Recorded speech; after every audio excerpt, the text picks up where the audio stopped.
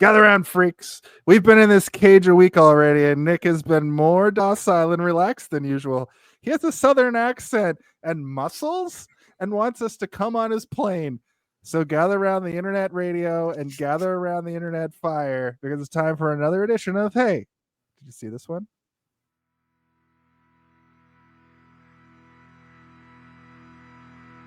Behold, the odyssey of a chameleon of the silver screen, a sorcerer of chaos and introspection who weaves through genres with unmatched finesse. With fervor and unpredictability, this cinematic alchemist transforms scripts into gold, captivating audiences in thrillers and whimsical adventures alike. Join us as we watch a man shift from explosive action heroics to profound vulnerability, while he crafts a legacy that defies the ordinary, embarking on a mystical journey of artistic audacity and endless reinvention. Because this month, Hey, Did You See This One invites you to be trapped in a cage. Oh, no, not the beast! Not the beast! Ah!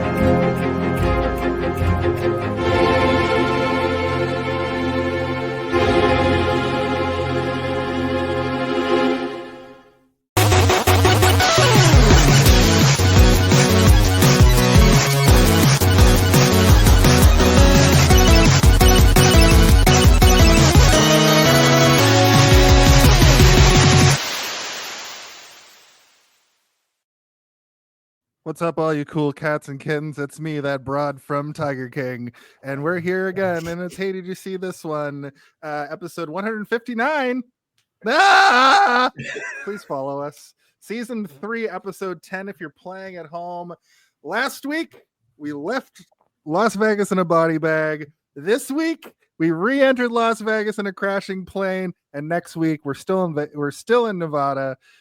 If that fourth movie, I swear to God, if that valley happens to have a sequence where they go out to the desert and they enter Nevada, let's go gambling. Yeah, I'm gonna lose it. That's crazy. I didn't even put this together. I think that we could have, if we had it on Snake Eyes as the fourth movie. Yeah, my head would have exploded. We would just be it's Nick Cage month, but it's Nick Cage and he's just in Las Vegas. Yeah, the whole. It would have time. been weird because we were technically gambling to choose all of these movies as well, using a spinning roulette wheel. It's true, and that's a good point. We did just use a wheel to pick from 55 movies, narrowed it down to 16, and then we did a tournament to get down to the final 4. Tomorrow, Friday, November 15th, I'm going to put up the one of the final brackets to determine our semifinal winner. And then that movie, whether it be Con Air or Leaving Las Vegas, is going to go up against the 2 movies in the rest of the month, and we'll see who the ultimate who's ultimately trapped in a cage of all these weird Southern United States fucking Nick Cage movies. That being said, welcome everybody. Hey, did you see this one? The weekly roundtable review, reaction, discussion that makes you sit here and listen to us as we break down the movies beat by beat. And you have to watch or you'll die. Nope. Why does that say that on my thing at the bottom? I watched the wrong movie. Yeah, you did. But I would like Curse to. of Michael Myers. Yes, what a fantastic film! I've got to say, one of my favorites. But that is not this. We are talking Con Air, starring Nick Cage, Trapped in a Cage month, Nic-Vember. Welcome back to the show. You've been here 37 times now. You have your own playlist on YouTube. Yesterday was your birthday. Happy birthday. It's Ben Mason. He's back. Happy birthday. Thank you very much. It's nice to be 35 again. Yeah, 35 years young. Ben, thank you for coming back to the show. It's always a pleasure. You're one of my best pals. This is one of those episodes where it's your pals palling around talking about a Jerry Bruckheimer produced action extravaganza. Let me pull up my list of things that we have to do. I've introduced the guest. He's gotten his applause. But now we have to turn it over to Zardos, because Ben, I need you to give us a brief synopsis of this film. Zardos. Zardos speaks to you.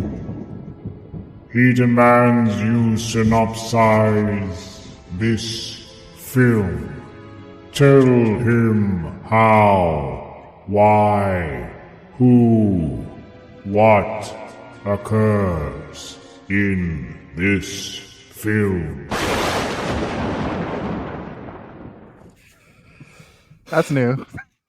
Yeah, it's pretty fantastic. That's a tough one. There is so much that happens in this movie, but basically a quick gist is Nicolas Cage's Cameron Poe, former Army Ranger, accidentally kills a man while defending his wife and is sent to prison. He makes his parole and is sent home, but on his way he has to stay on a plane that also is transporting the country's most insanely violent criminals. And of course, the criminals are going to get control of the plane. And what is Cameron Poe going to do? We're going to talk about it. Mm-hmm. Yeah, that's excellent. It's really funny that him and Bubba Gump are going home to be set free, and they're put on a plane with literally the Michigan Mangler or whatever the fuck, and people who are almost just as bad. Danny Trejo's serial rapist. It is weird. Johnny 23. Yeah, they're like, it'll be fine. We'll just put these normal guys in a plane with a person who eats people and a guy who's considers himself the cancer of humanity. It's I've killed this. Well, we have to say, straight up, nothing in this movie makes sense at all. No, it's a comic book. Basically. Nothing. It's one of my favorite movies. John Malkovich's theme song sounds almost like an alternate version of Bowser's theme song from the Super Nintendo. That's how cartoonish this could be. Every time I heard it, I expect to be how did they get Malkovich for this? Malkovich loves dumb shit. He does lots of movies where he's if I'm going to be the weird maniac, I'll do it. You're all right. Fine. He doesn't even do a John Malkovich accent in this. No, he's doing a normal voice. Yeah. It's hello, I am John Malkovich, but I'm also Cyrus the Virus. Yeah. And also, I want to say at the top, also kind of hot in this movie, even though he's a horrible racist. I'm kind of into it. But his whole thing in this is not a traditional Nick Cage movie where Nick Cage is oh, I'm freaking out, I'm Nick Cage. It's more like a John Malkovich movie where Nick Cage is just basic hero, which is so fucking weird to see. This is a good point. We do actually do this world mind. We put these intros up, but we'll get to the ad bucks point later. Nick Cage. Oh, who's it? Is someone at the door? Somebody at the door? Yeah, this is Alex Jones, and oh fuck, Alex Jones is here. Hiding under my desk here at InfoWars. I heard the Onion bought my studio, so I'm gonna hide here for a little while until they come kick me out. But little do they know, I've been removing the insulation from the walls here for years, just in case something like this happened. And I've been sneaking non-perishable snacks and bottled water and thousands of unsold bottles of protein powder and erectile dysfunction medication. So I figure that'll last me the better part of a decade. I'm gonna live in the walls. In the walls. Oh, man. Remember when I was just sneaking into the woods and exposing billionaire orgies and making fun of them for worshiping an owl. Wow. Well, I guess he chained himself to his yeah. desk. What a crazy. Yeah, definitely. yeah, and the Onion of all people bought Infowars and put out a great press release that is in the Onion nature of just pure sarcasm. And then Nick Cage, nope, Alex Jones is crashing out online, and then he sent we were making fun of him, and he sent that to us. So Yeah, they're putting chemicals in the water or turn the friggin' frogs gay, and he's using his boner medication to stay alive in the walls. here we are. All right. You guys have it up there. With that said, it's time for our brief history. A brief history. Here on this very program, the guest is the person who has chosen to go first for all things. So, Ben, why don't you tell us about your brief history of Con Air? I definitely grabbed this from the rental store when it came out, day one. You know me, I would get every action movie I could. I'd just eat up anything, anything at all.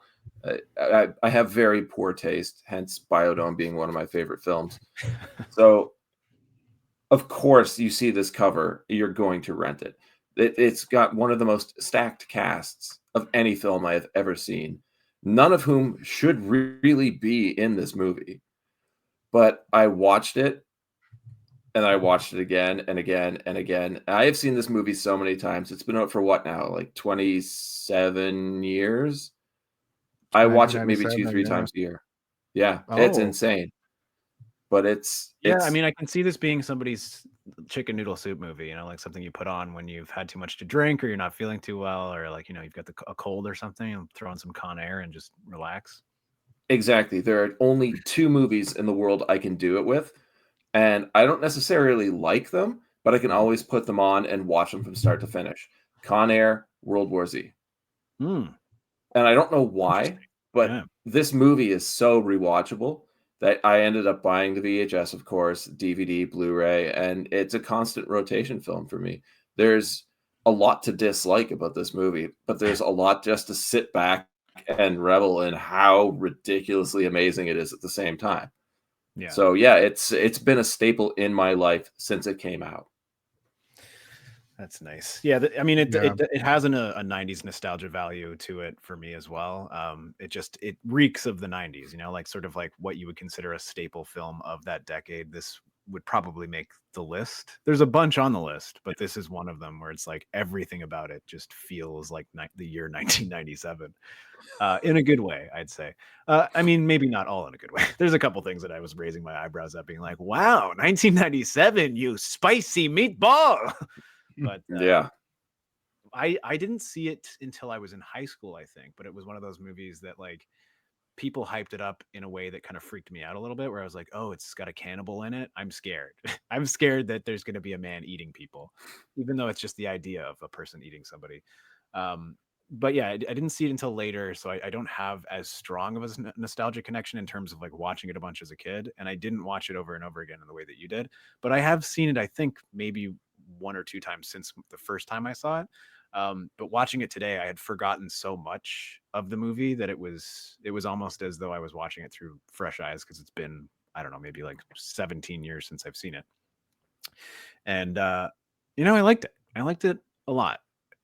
The things that I remembered were not as vivid. And I'm like, why did I remember this specific thing from this movie? There's so many other crazy fucking things that I should have remembered. But instead, I'm remembering these tiny little details that really shouldn't have left as much of an impact on me as they did. But yeah, I mean, it's solid. I think it gets a little loud and by the end, where like I was having a little bit of a difficult time keeping my attention on it, just because it was just like so much happening where I'm like, right, I get it, it's a fight. Why is there a man trying to rape a lady while there's an action sequence happening? This is really fucking weird.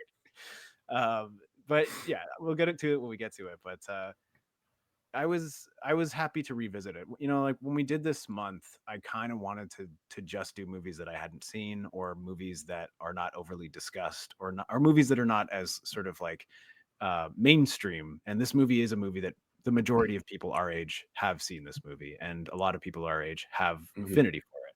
So when it ended up on the list, I was kind of like, all right, I guess. But I haven't seen it in a long time, so we'll see what my opinion is. And I went in thinking my opinion was going to be negative, but I ended up coming out with like a pretty positive review of it at the end. So happy to revisit. I'm glad I did. But yeah, don't really have like a huge first time watching. High school, probably at like a night, like a sleepover or something with some pals or whatever. It was usually these types of movies we would watch, you know, when we were like 13, 14.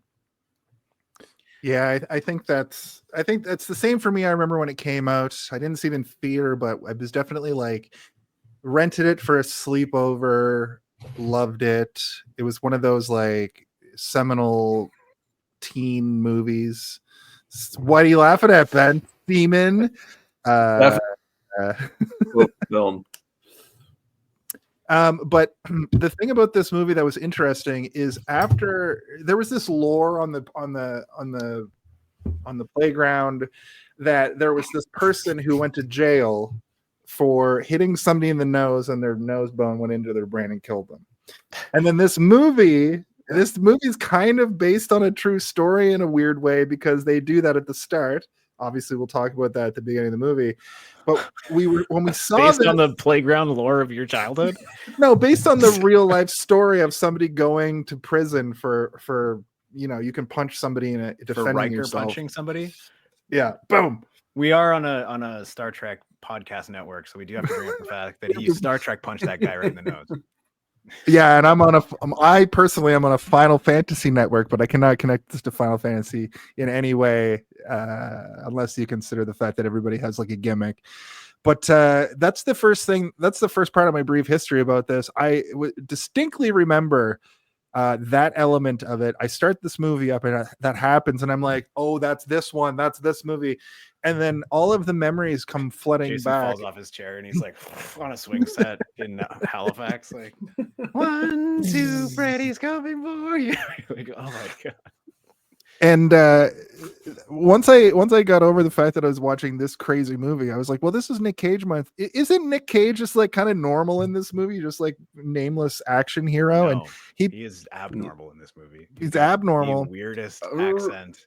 It's like a Forrest Gump accent, where you're like, what part of the It is a South? Forrest. He's from like Tennessee or wherever. Which he is like also weirdly paired up with Bubba as well. I'm like, this actor just keeps getting these weirdos coming. Bubba dies in a very crazy similar way, you know.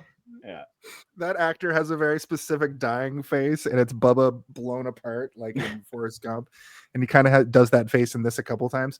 But anyway, I would end up watching this movie a bunch of times in the late 90s, and just it being like my favorite shit. But I don't think I've seen it again since like post the year 2000. So much like Steve, I remember all these very distinct elements of it, like that very classic scene of him. It zooms in on him and his hair's blowing and he winks. Yeah, that shit is the most iconic thing That's from a one of the things 90s that stuck with movie. me. But for some reason, in my brain, I thought that every shot of him was him turning and like a window Every machine on single him, shot, and him being like, "Well, all right," or something, like just saying something with a drawl.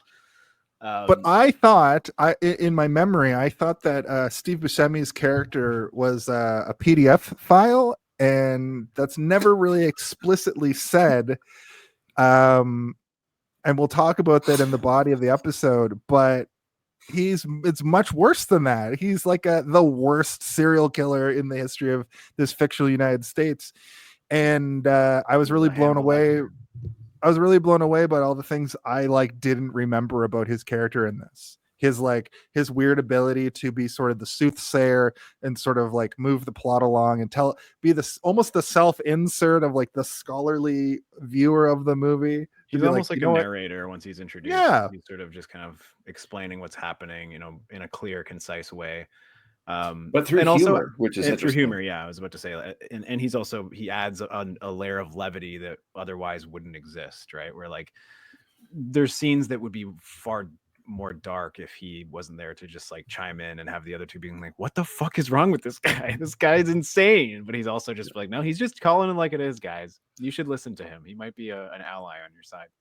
But just to round it out, it's just I really like the idea that you presented, Steve, of like, this movie has lived in my head for all this time, but since I haven't gone back and watched it, it just took on a life of its own. And rewatching it today, I just couldn't stop watching it. It's so enjoyable, and it will be one of those things now that I'll remember this podcast. I'll remember watching it today, and I just want to throw it on in the background while I'm doing stuff because it's so stupid and ridiculous and fun and good. There is a movie like that where I watched it a ton of times and then never watched it again, and it was the movie Lost in Space with like Matt LeBlanc and Bill Hurt and like all those like the weird late 90s live action remake of the TV show. And I fucking loved it as like a 9-year-old or whatever watching it. I got it on VHS and I watched the shit out of it, and then I just never watched it again, where I was like, I think I'm good. I don't think I ever need to watch this again, and I didn't. But I had forgotten that Gary Oldman's in it, so I'm like, maybe I do want to watch this again as an adult and like judge it real harshly as like. Well, you get that. Don't do that. You get that unique. Don't ruin my childhood. Yeah, you get the unique view of this movie because now I know like most of the actors in it. Like I didn't remember Dave Chappelle was in it. I just knew he was in it because of the last 20 years. He makes jokes about the fact he was in this movie. When I watched it back then in 97, this is like Dave Chappelle's first thing he ever did before he was ever really known for stand-up even. Like he was just in movies sometimes. And then Half Baked came out and then he did his first amazing stand-up, and then Chappelle's Show and disappeared. So like he's got that really small window, but this is odd career, Dave Chappelle. But he's in this, and he's very much Dave Chappelle, you know. He's in The Nutty Professor. He's also in was that movie with Martin Lawrence where he's like Blue Streak, I think? Isn't he in that? Yeah. Maybe. I don't know. He's in like a lot of movies. He's in a lot of movies like where he plays this type of character, which is like a guy who is there for maybe 15-20 minutes and then is gone for the rest of the movie. Well, the thing too about Dave Chappelle in this movie, which proves to me how entertaining and how lasting this movie is and his staying power, is that when I first saw Half Baked, I was like, holy shit, it's pinball. Yeah. Right. Like his character stuck with me that much for as little as he's on screen. Like he kills it. He totally kills it. He burns a guy. So like Pinball has another stand-up special coming out on Netflix this summer. Yeah. I mean, why is he so transphobic now? Why is Pinball so transphobic? Leave the trans people alone, Pinball. Pinball, you done me wrong. Yeah. No, there's a lot going on here that. Yeah, exactly. As he wasn't a Chew, was he? He was a Chew. Was that his name? A Chew? Was that the blind guy? Was he the blind character? Blinken was the blind. That was Blinken. Oh, yeah. But no, I find it really interesting that this was almost like a forgotten movie for you two.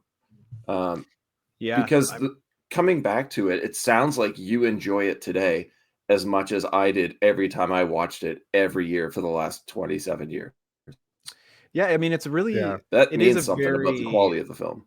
Yeah, I would say that it feels extremely formulaic in a way that is pleasing. You know, it's like where they had kind of like broken the algorithm in the 90s of what a movie is, and then that algorithm changed in the early 2000s, and it's continuously changing forever, right? Like what is a successful movie changes with each decade, and you know that sort of like paint by numbers in the 80s is different in the 90s, and this is kind of the sweet spot where a lot of movies between 1996 and 1999 are like considered some of the best movies ever made. You can look at like the year 1999, and a lot of people consider 1999 the greatest movie year ever in all of history. Like if you look at the amount of movies that came out that year in terms of like quality, a lot of people say that, but I assume that will change in like 20 years. Gen Z is going to look at like 2009 as the year that had the greatest movies of all. You know, it's gonna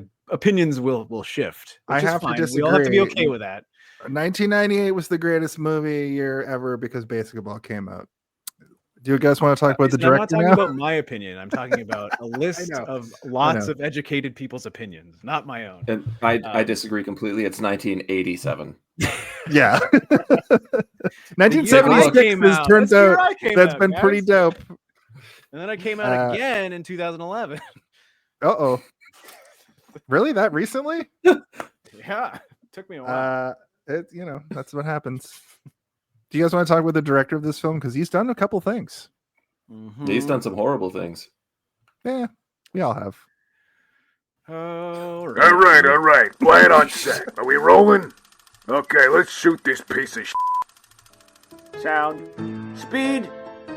Action! This film is a Jerry Bruckheimer production, and Jerry Bruckheimer has his producer name on a lot of things from this era. However, he did not direct the movie. I don't think Jerry Bruckheimer really has ever directed. He's a presents kind of guy, but Simon West directed this film. And for looking at his list of movies, he I think would be known for Tomb Raider and The Expendables 2 are two movies of his that I've seen, and a bunch of other stuff that I haven't, but it looks to all sort of be in the same vein. Right? He's still working. He directed a movie called Old Guy this year, which follows contract killer facing the end of his career, who is thrilled when the company pulls him back into the field with a Gen Z newcomer. And that's got Christoph Waltz and Lucy Liu. So like he's got the big names all over the place. Steve, do you have anything that you would like to talk about when it comes to this man? I mean, not particularly. He doesn't have a ton. I mean, this is his first motion picture, which is, I guess, pretty interesting. He came out with a banger, which is probably one of the reasons that he is still working today.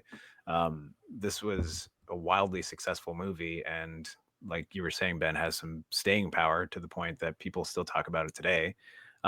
So I assume when he shows up with an idea or with interest in a project, they still are probably like, remember that time he made so much fucking money with Con Air? Let's just give him Old Guy or whatever.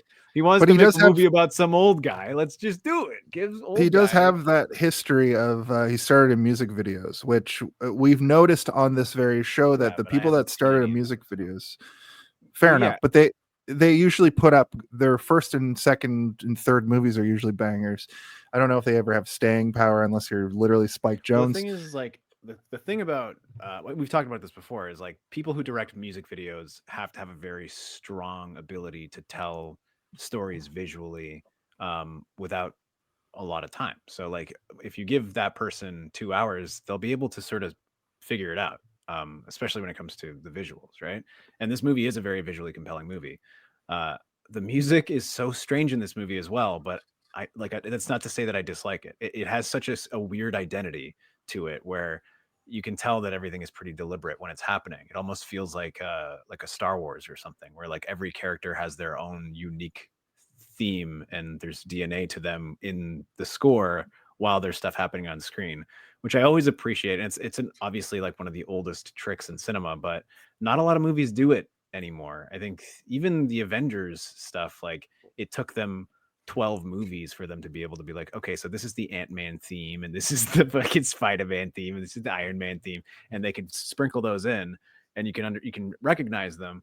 But in this, they're giving you like the Virus's theme, they're giving you Nicolas Cage and John Cusack's theme. Like everybody has their own unique identity through the music, and that's like, you know, a typical John Williams move, right? Where it's like everything has to have its own identity and has to be important, and you have to be able to recognize who's on screen even if you're closing your eyes by hearing their music playing. It's funny you should mention that. It's funny you should be talking about the actual score for this film. And this is going to go to my I'm just going to do it now. Can I get the theories theme? Theories. This is a very loose theory. It's more headcanon now, but this movie takes place in the same universe as Bad Boys, another Jerry Bruckheimer film. And it all links to, there's a scene where Pinball is skulking around in the sandstorm. He's bringing the transponder over to put in the other plane. and there's some beats, there's some like little music stings that go dun dun dun dun dun. And if you've ever seen Bad Boys, the whole theme of that, of the whole musical score of that is dun dun dun dun dun dun. And the reason why I think that they're linked is because it's got a very, like, it's different directors, obviously. Bad Boys is Michael Bay, but because of this little musical sting, I've determined that while the bad boys are over in California busting the drug lords, this is happening overhead in a plane. And I love the idea because the movies look very similar. They've got this similar pacing. It's sort of like action movie with a heart of gold, or action movie with a soft spot. It's a very loose baby skull with a baby skull with the with the soft spot pushed in. I just really feel like from now on I'm always going to link those two movies together because of the fact that one of the people who worked on the score for this worked on the score for Bad Boys, is the point I was trying to get to. Jerry Bruckheimer, I think that all of his movies might take place in the same universe. We might have to do a producer month, but anyway, Bruckerverse. The old Bruckerverse. With the visual style, I like that you brought that up because honestly, for the longest time, I thought this was a Michael Bay film. I really did. Right? Yeah. But you can convey so much through visuals. And yeah, when you've got music from people who've done music videos and like how influential that can be in their storytelling, the visuals themselves, I think, can be massive. And like they're like the mid to late 90s, a lot of these big action films had this look. But we can also talk about people that came out of not just music videos, but from TV commercials. Mm-hmm. Like Zack Snyder was directing car commercials, and then out of nowhere did the Dawn of the Dead remake, which I think is one of the best film remakes ever made. And if you look at it, it looks like a car commercial the entire time. Yeah. You want to hear something interesting about Simon West, though? The second ever Budweiser I know what you're going to say. frog commercial. He directed the second ever Budweiser frog. You want to hear something interesting about Budweiser me? I've never seen the Budweiser frog commercial ever. Bud. We could do it right here. I'm going to say Bud. You say why, I'll say Zer. No, I fucked it up. Bud. Why? The chemicals in the water are turning the freaking frogs.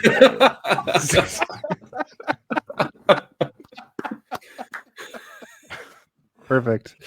Jace, the director of this film, most famous music video is what? I would say that it is. I know what it is, and I don't have to look. Holy shit! Right? It's Rick Astley's "Rick Rolling You to Death." It's never gonna give you up.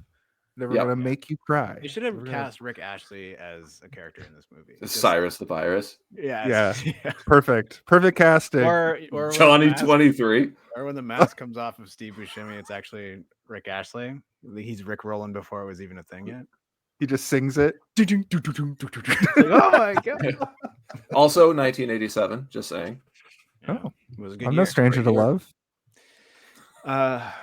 I had something to add, but whatever. We goofed too hard that it rattled it out of my brain. I think I just wanted to add, like, Zack Snyder, like, you know, he's hit or miss for me a lot of the time, and you know, a lot of his later stuff I can't really get behind in terms of story, but like he still knows how to shoot stuff. Like his work is always visually extremely beautiful. Even his like shitty movies that I couldn't care less about, I'm like, they look good though. Like you watch a trailer for it and you're like, you know, this is probably going to be a big pile of shit, but it looks great. It looks fucking good. It looks beautiful. Yeah. Release the Snyder cut of that one Saturn commercial he did. Yeah. 3-hour long advertisement for the 5.5 worst car hour. ever. It's in 4:3 ratio. Black and white. Yeah. You know, I watched the Rebel Moon movies, and he released his cuts, his long cuts of them. I haven't watched it yet because I'm just like, whatever. But I've also heard people say that the director's cut are better. And I'm like, if it's a Netflix movie, just let him do his director cut first. Like, why are you taking it away? You know, if his director cuts usually are, and it's like, just let him do it. Anyway, I'm not here to talk about Zack Snyder, but I do agree that Dawn of the Dead movie is one that it was one of the first DVDs I ever bought or Blu-rays I ever bought when I finally got a Blu-ray player, and I just like watched the Mhm. of it. We would have like fire pits in my backyard in Brampton, and we would like bring out a Blu-ray player and a TV and just like watch that movie in the backyard around the fire like weirdos. We can't just sit around and be silent around a fire and have conversations. We have to watch Dawn of the Dead, directed by Zack Snyder. Hey, like I still posit that Sucker Punch is a bad movie, but I enjoyed it because of where I was in my life when I watched it. So A mental health facility. Yeah, Time and place, I'm actually time in and that place. movie. I was drinking a pint of vodka openly in the theater with 7 other people, Yeah. and I was like, "This is live action Final Fantasy." I'm gonna go back and rewatch and be like, "Nope, wrong, I'm incorrect." still not convinced that I'm not in a mental health facility, and you guys are all just figments of my imagination. We all experience Yeah. mental health issues here on the show. Yeah. Welcome to the Steven Show. Do you guys want to get into the body of the episode? The body of the episode. The body. The body of the episode. I hope that every single one of these is my voice as well. I'm living in a hall of mirrors, y'all. I've tried to make my own little stings for the show, and you're like, "Nope, here's one that's better." Zoldos. So It's absolutely amazing, though. it's very good. It's very good. You blew mine out of the water. Mine was stupid. It's fine. I liked it. Jerry Bruckheimer intro is wild. I thought I had the Flash movie on for a sec because of when you get that Jerry Bruckheimer, the full thing usually it's just like the tree of the lightning bolt, but they did a full like 10-second little clip. And off to Mobile, Alabama, where Nick Cage is a military man. He has a girlfriend. She's pregnant. And How Do I Live Without You is playing. She's going to die for sure. I don't know how I didn't remember that she does not die. Or does she kill him by accident? What? What note was that? I forgot how this movie starts, and he ends up on a plane.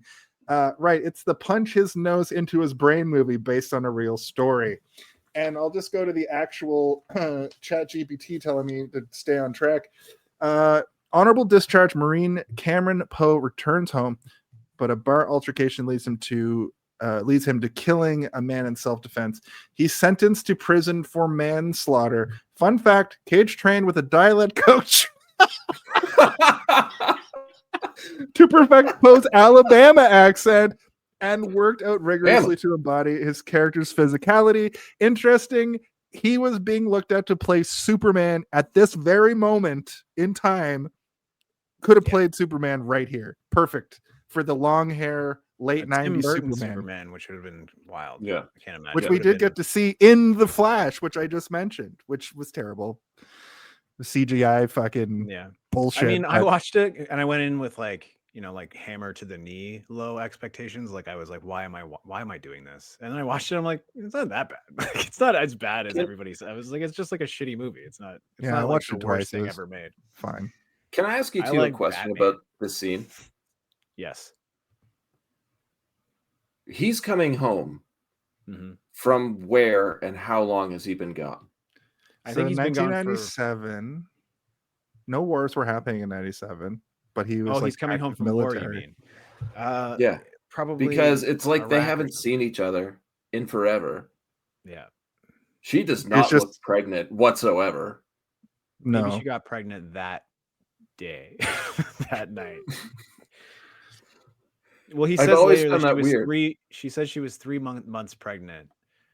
He said she was 3 months pregnant before I got locked up. So maybe like there was some kind of conjugal thing before, or maybe they like. But he wasn't locked up at this point. No, he gets discharged. He gets honorably discharged from the military. So maybe he went in he was in like the Gulf War and served time and had to stay on base, and she was going to visit him. But that's a really good question because there were no wars for like a decade in the 90s. No. The 90s had no real wars. There was Desert Storm, I guess. There was lots of Gulf operations. They were not considered wars, but they were operations. But just the way they act when they meet, it's like the connection, the look in the eyes, like they haven't seen each other in years.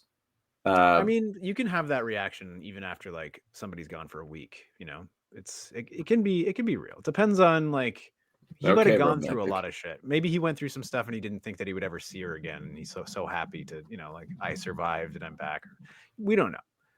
All we do know, what the purpose of it is for us to know that they fucking love the shit out of each other, guys. And I believe that is conveyed very well. Very, true, very well. But I'm so confused about why these barflies are like so turned up by his presence. They were clearly there at that bar, but they were clearly at that bar for a long time, just like being shitty to her. Yeah. Mhm. Oh, it's because they wanted to fuck her probably, and so she definitely. When he shows up to take her away, they're like, "What the fuck? We've been here hitting on her all night, and you're just gonna show up in your fancy uniform and take her away? Time to beat you to death with crowbars or whatever." Like, it's crazy. It is this movie is a comic book, right? Like, this is like the equivalent of Batman's parents getting shot outside of the theater. This is like the over-the-top style. It's raining and like everything is crazy, and he does like a Sherlock Holmes like calculated nose crush. Like, it's all very intense, and it's heightened for us, for our sake, right? Like, and I think it's where it kind of made me even wonder more about how long they've been separated, because they don't really seem to know who he is. Like, he has to basically tell them. Yeah. It confused me, but at the same time, it doesn't matter. You're right. It doesn't matter. It's a comic book. It is a comic book, and these guys are comic book thugs. They're not even villains. They're just thugs that are there to get the shit kicked out of them by Nicolas Cage as a plot point to put him in prison. I was going to say they're hired goons, but these guys don't seem to have jobs. They're they're hired by Cyrus the Virus, because he's that much of a they're virus goons. Let's all wait in the rain until they come outside. Yeah, which is you might get sick out here, guys. We can't get sick. We're virus boys. We're the virus gang. We're always sick. Monica Potter has a very distinct look that I thought that she was somebody else, but wasn't. Hasn't really been in much. She plays Trisha Poe, the wife of Cameron Poe. Looking at her IMDb, she was in 103 episodes of Parenthood, which is a show that like my wife watched, and she was on Boston Legal. So she became kind of a television person. She's in Patch Adams and pretty much nothing else, but she is still working. But she's got the face of somebody. Julia Roberts. She looks like Julia Roberts. She looks a bit like Julia Roberts. She looks. I would say. Like There's Definitely another looks blonde. familiar, though. There's another blonde who has a very. She's got a Julia face. Roberts nose, is what it is. She's a much more famous actor. I even looked up, like, is she related to Julia Roberts? Like, I wanted to know, because I was like, she looks so familiar, and she looks a lot like Julia Roberts to me. You say no, but I say yes. Kind of reminded me of a blonde Juliette Lewis. Okay, I can see that. Yeah. Juliette Lewis looks a little bit more unique, though. She's got the like, Yes, the constant nose flare where her nostrils are kind of always out. Like, that's it's Julia Roberts face to me. She was also in Saw. Remember Saw? Oh, the movie that went on to make 20 other Saw movies. The modern. Do you want to play a game? You know the guy, right? Jigsaw. Billy Jigsaw or whatever. Motorhead. Motorhead. Alex Jones. It's all about the game and how you play it. So he gets 7 to 10 years for manslaughter because they're fucking up his shit, and he's like, "Get out of here! I don't need you around me." And they wait for him after while they're going to the car. He gets attacked by 3 thugs. He beats the fuck out of them, no problem. Just eliminates them with extreme prejudice. He punches the guy's nose into his brain and kills him. The guy comes out and he's like, "Hey man, you killed this guy." And he's like, "Oh no." And then he gets 7 to 10 years because the judge deems. So if I was to do this, I probably wouldn't serve time because it was an accident, it's manslaughter. But because he's a trained military weapon, he goes to jail for 10 years. Insanity. Yeah, it's another comic book. Listening to his lawyer. Yeah. But he seems to go to like the nicest, most fun prison of all time. No. There's a part where he's literally like having to put a pillow over his head because there's a riot happening around him. Like, that's not the best place. Yeah, it looks like there's a riot, but no one's doing anything. No There's one's just rioting. toilet Everything's paper just and on fire everywhere. He's getting those puff balls. They're like throwing flaming toilet paper. Getting those icy puffs or whatever they're called, those like gas station pink puffs that he's basically just He was using trying his to toast currency. pink Snowballs puffs, are and he amazing. started a Snowballs. snowball Yeah, fight. thank you. Yeah, Um, I was gonna say I used to get those all the time when I was because you used to have to like buy them in specialty stores because they're technically like a UK treat or whatever, like the coconut ones. Yeah. we had them in gas stations in Nova Scotia. So, Well, not the pink ones. There's like a very specific type of sleeved one that. Oh, Anyway, yeah. Yeah, we had similar like billet logs or something like that. right.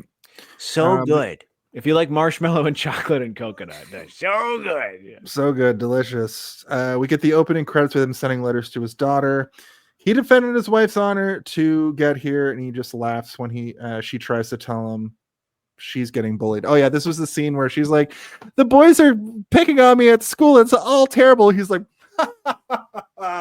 "Everybody gets bullied, you fucking nerd." Whoa, Yeah, Dad. that's right. But then he draws a diagram of like his hand, and he's like, "Hit them in the bridge of their nose right there.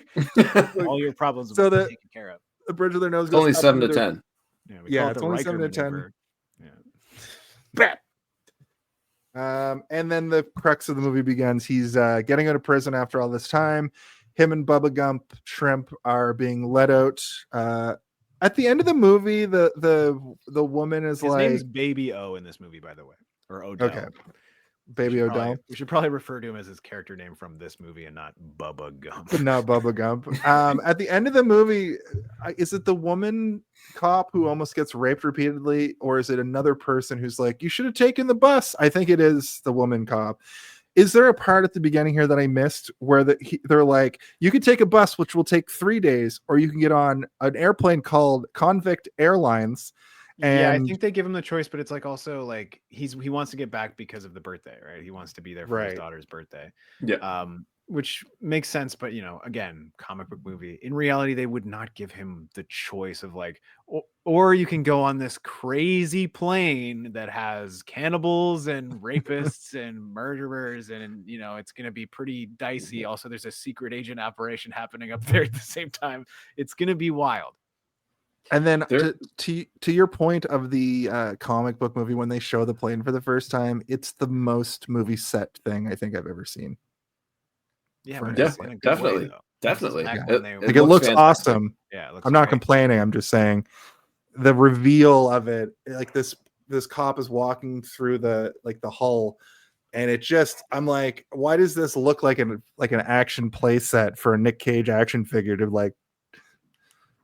Oh yeah, I got like fist action, perfect for a stage. But also, like, these types of cargo planes, like that's pretty much how they're designed. Like if you see them in any other movie, they are pretty much that. I looked it up because I was like, is this a real thing or is this a dream of some weirdo in Hollywood who's like, imagine a plane full of convicts? And I looked it up, and it most definitely is real. I had the thing open, but whatever, I'm not gonna look it up again. But it has like a specific name and code and everything, and it's part of the United States prison system. And yeah, they will transport the most dangerous prisoners in planes to get them to court dates or to transfer them to other prisons all the time. And I was kind of shocked because I was like, why? Like, I guess there is need for expedience in certain scenarios, so I guess they would have to. But you'd think they would just put them on a normal plane, and like have them in a cordoned off section. But I guess if people are too dangerous, they got to put them on the prison plane. On Con Air. Yeah, Jailbird. And it is actually like nicknamed Con Air. Like it was like JVSHR or something is like the actual code, but it's like nicknamed Con Air. And I was like, whoa, welcome to Empire City where everyone's a criminal. When Jace was talking about being questioned about whether taking like a bus or a plane, today was the first day I realized where I know that guard from. Did anybody else recognize her from anything? She looks familiar, but I don't. Is she in Total Recall? Am I wrong? Yeah, she's Melina in Total Recall. Yeah. Okay, so I was like on Mars. Okay, because I was like, she looks like the actor from Total Recall, but I wasn't 100% certain. I was like, will I be racist to say this right now? But no, it's Yeah. her. Okay, good. Thank God. No, that was one of two things watching this movie that completely caught me off guard that I didn't realize. One was that she is in Total Recall, and two is how short Danny Trejo is. Yeah, well, yeah. But he also looks taller than normal in this movie. Something I noticed. Well, they filmed Well, until him you put him from a next to low angle. Malkovich, Yeah, Yeah, who's yeah. also short. Yeah. who's shorter than I am. So, yeah, A lot of people in Hollywood are short guys. It's easier to shoot people who are short. it's true. And large heads, apparently. Yeah. Large head. Yeah, and if you have like weird predominant shadowy features, people love it because you can like light them and they just look interesting. But if to see them in real life, you're like, whoa, this guy looks like this guy looks weird. Yeah.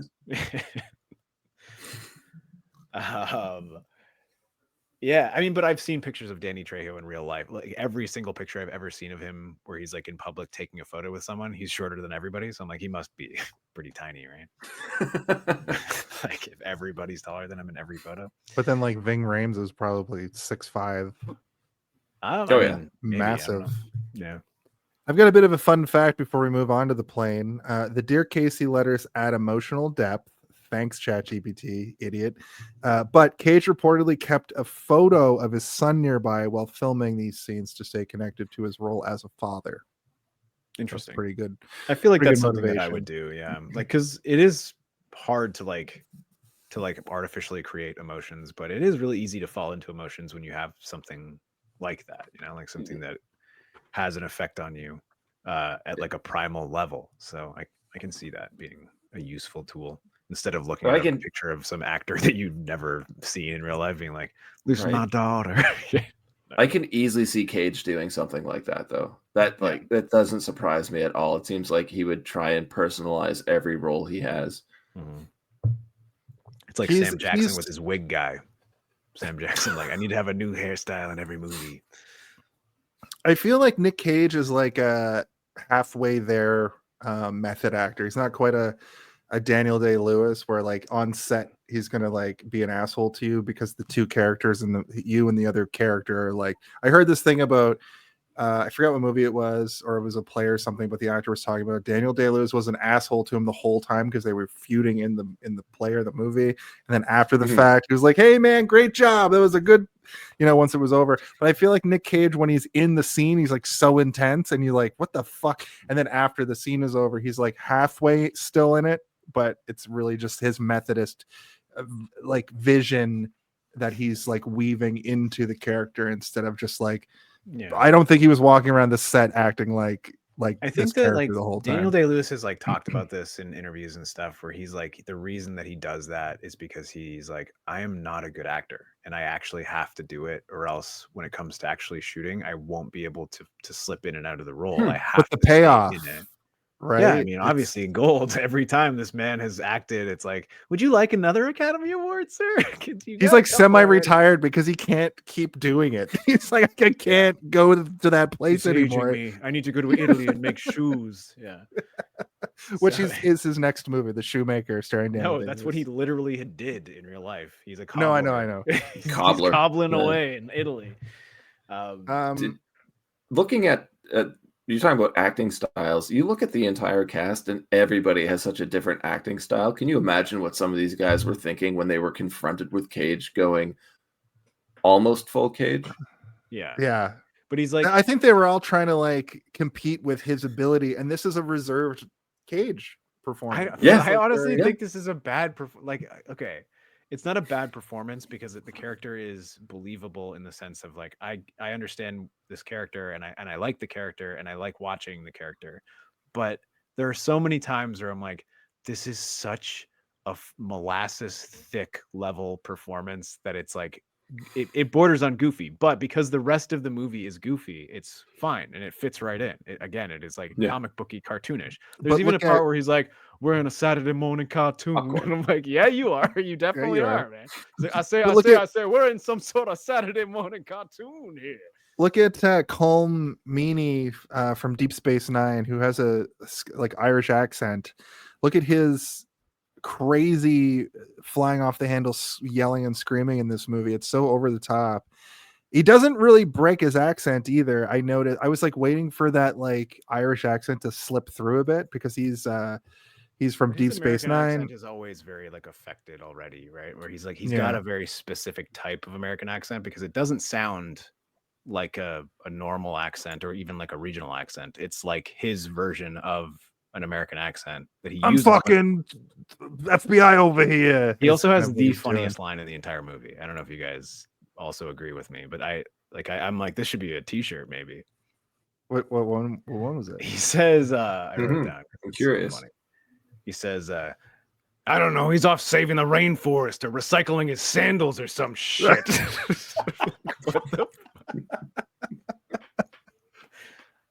But he's so like soft spoken on Deep Space Nine, and yeah, whenever you Miles see him pop O'Brien, him, whenever you see him he's pop the- him in movies, the, he's pretty normal. He was in He's the transport pad operator for the Enterprise for several seasons, and then he gets to be Miles O'Brien on. he's kind of the Scotty of the Deep Space Nine, right? He's not really Scotty. He's more like, I guess he's sort of like the chief engineer, yeah, or maybe that is his literal title. But yeah, he's like he moves from the Enterprise to Deep Space Nine, which like exponentially grew his character and made him a far more likable character because he was sort of a bit actor for that show. Where it's like anytime they need a transport guy, Chief O'Brien is there to be like, all right, energize, and but in this movie he's flying off the handle and it's like he's losing his shit every 5 minutes and it's great. He's good. But that line in particular, I was like, was that written or did he just like say that? And I just love that he caps the line with or some shit. Like he could have just kept going. Or some shit. Recycling his sandals. Like I really like John Cusack's performance in this because during this era, he was usually known more for Fish Out of Water or like romantic comedies, high fidelity kind of stuff. And then he shows up in this and he plays like an FBI agent who's like a genius, sort of. Like he's sort of like is able to like, he's smarter than everybody else around him, I think is sort of his, I think his genius is character. pushing it. Yeah. He reminds me of Cage in The Rock. Basically, I feel like it's almost the same character. It's like one of those things where, you know, like when they find the eye holes, and it's like, as soon as you see it, you're like, that's a key of some kind, right? Like for, because like I used to like design puzzles for escape games for like almost a decade. So when I saw that, I was like, key, what's it gonna go on? show me. And I was glad that there wasn't like 20 minutes of them being like, why'd he poke the eyes out? Like it's almost instantaneous where he sees it and he's like, I just need to find the correct book to put this in. Like he just knew what it was immediately. So I kind of like sighed a sigh of relief because I'm like, I don't know, it's 1997. Is this going to be one of those things where they're not going to see it for so long? Well, those two characters, Malloy and Vince, have this weird like feud. Well, Malloy is like, he's not the villain, he's the foil, right? So he's constantly like, Vince is like, I know what's happening, and Malloy's like, I'm a fucking fed, I do what I want, I don't play by your rules, you nerd. EA, yeah. To the point that is like, what's with dictionary guy? And John Cusack is like, I think you mean thesaurus guy. I think that was a very good, like, it delineated who these two people are in this story. Yeah, and like, yeah, he is definitely the foil. It's like they're two characters who are after sort of the same goal, but they're willing to go about it by different means, and their goals do deviate, but at the end of the day, they're on the same side. But it is again one of those things that it's needed, and also it makes them both endearing eventually. Like you kind of hate one over the other for a long time, but you understand both of them. And by the end, like the part where they're leaning against the car and they have their sort of like reconciliation moment, it is like well deserved, and it's very rewarding as an audience member. You're like, like there's like this tension that's always there, like shaking, like everything, it's like ripping bolts out of the walls the whole time, and then it's like finally just like relaxed, and they're like, let's go get a beer or whatever, you know. Like you feel like they went and got drunk that night together afterwards, you know. Let's hit up one of these casinos even though it's raining money. I love that you brought up the conflict between these two characters and like how to compare the two against each other, because I find that there are so many massive characters in this film that you could let them drive the plot, but there's so much plot in the movie that I feel like we miss out on a lot of what could be amazing character development interaction. I've had this conversation with other people, and they're like, yeah, I kind of want to see movies with these individual characters dealing with other situations. Do either of you feel like we're missing out by how in your face rapid motion this plot is? So I was thinking about this too, and we've talked about this before on the show. Ben, I'm not sure if you've been on when we've discussed it, but we have like the Star Wars Cantina idea, where like when you go into the Star Wars Cantina in A New Hope and you see all those different aliens and monsters, or when you go into like the waiting room in Beetlejuice and you see all those different people in the waiting room, and they all very clearly have a unique and interesting story attached to them, but it's left up to your imagination to fill those stories in. What you're saying is Disney needs to buy this movie and make side stories about all the characters on the plane. This season on Con Air. Yeah. What I'm saying is Kyle that Mack just said the perfect thing in the chat here. The Con Air cinematic, the CACU, the CAC universe. The CAC U. Dun, dun, dun, dun, dun, dun. But you know what I'm getting at. You know, all those characters are seemingly very interesting. Ben's dead. Yeah, well, the CAC universe got him. It gets everyone.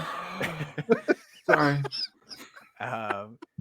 But you know, it exists in so many movies, and I think the plane itself is the Star Wars Cantina, and we're lucky enough that we get to hang out in the Star Wars Cantina for the duration of the movie, where we are getting a little bit more of each of these characters, but you never really get enough to be fully satisfied, except for maybe a couple. Yeah. You know, there's a few that I'm like, I don't really want to see this guy's.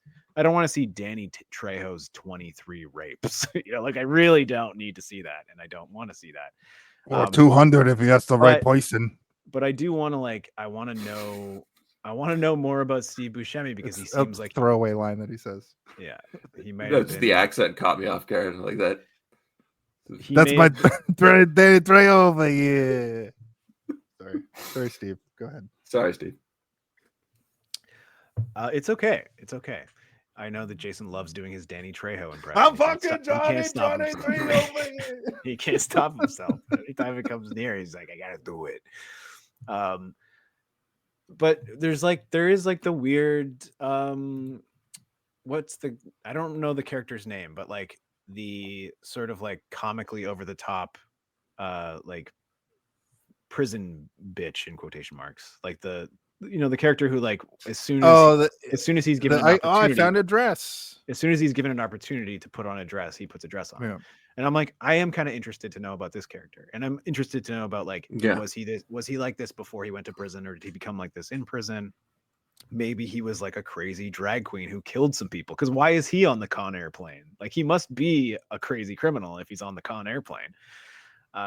So like, yeah, maybe he was a drag queen that like murdered a bunch of weird straight guys in the real world. Like I'd like to know about it, but I'm like filling in the ideas myself, right?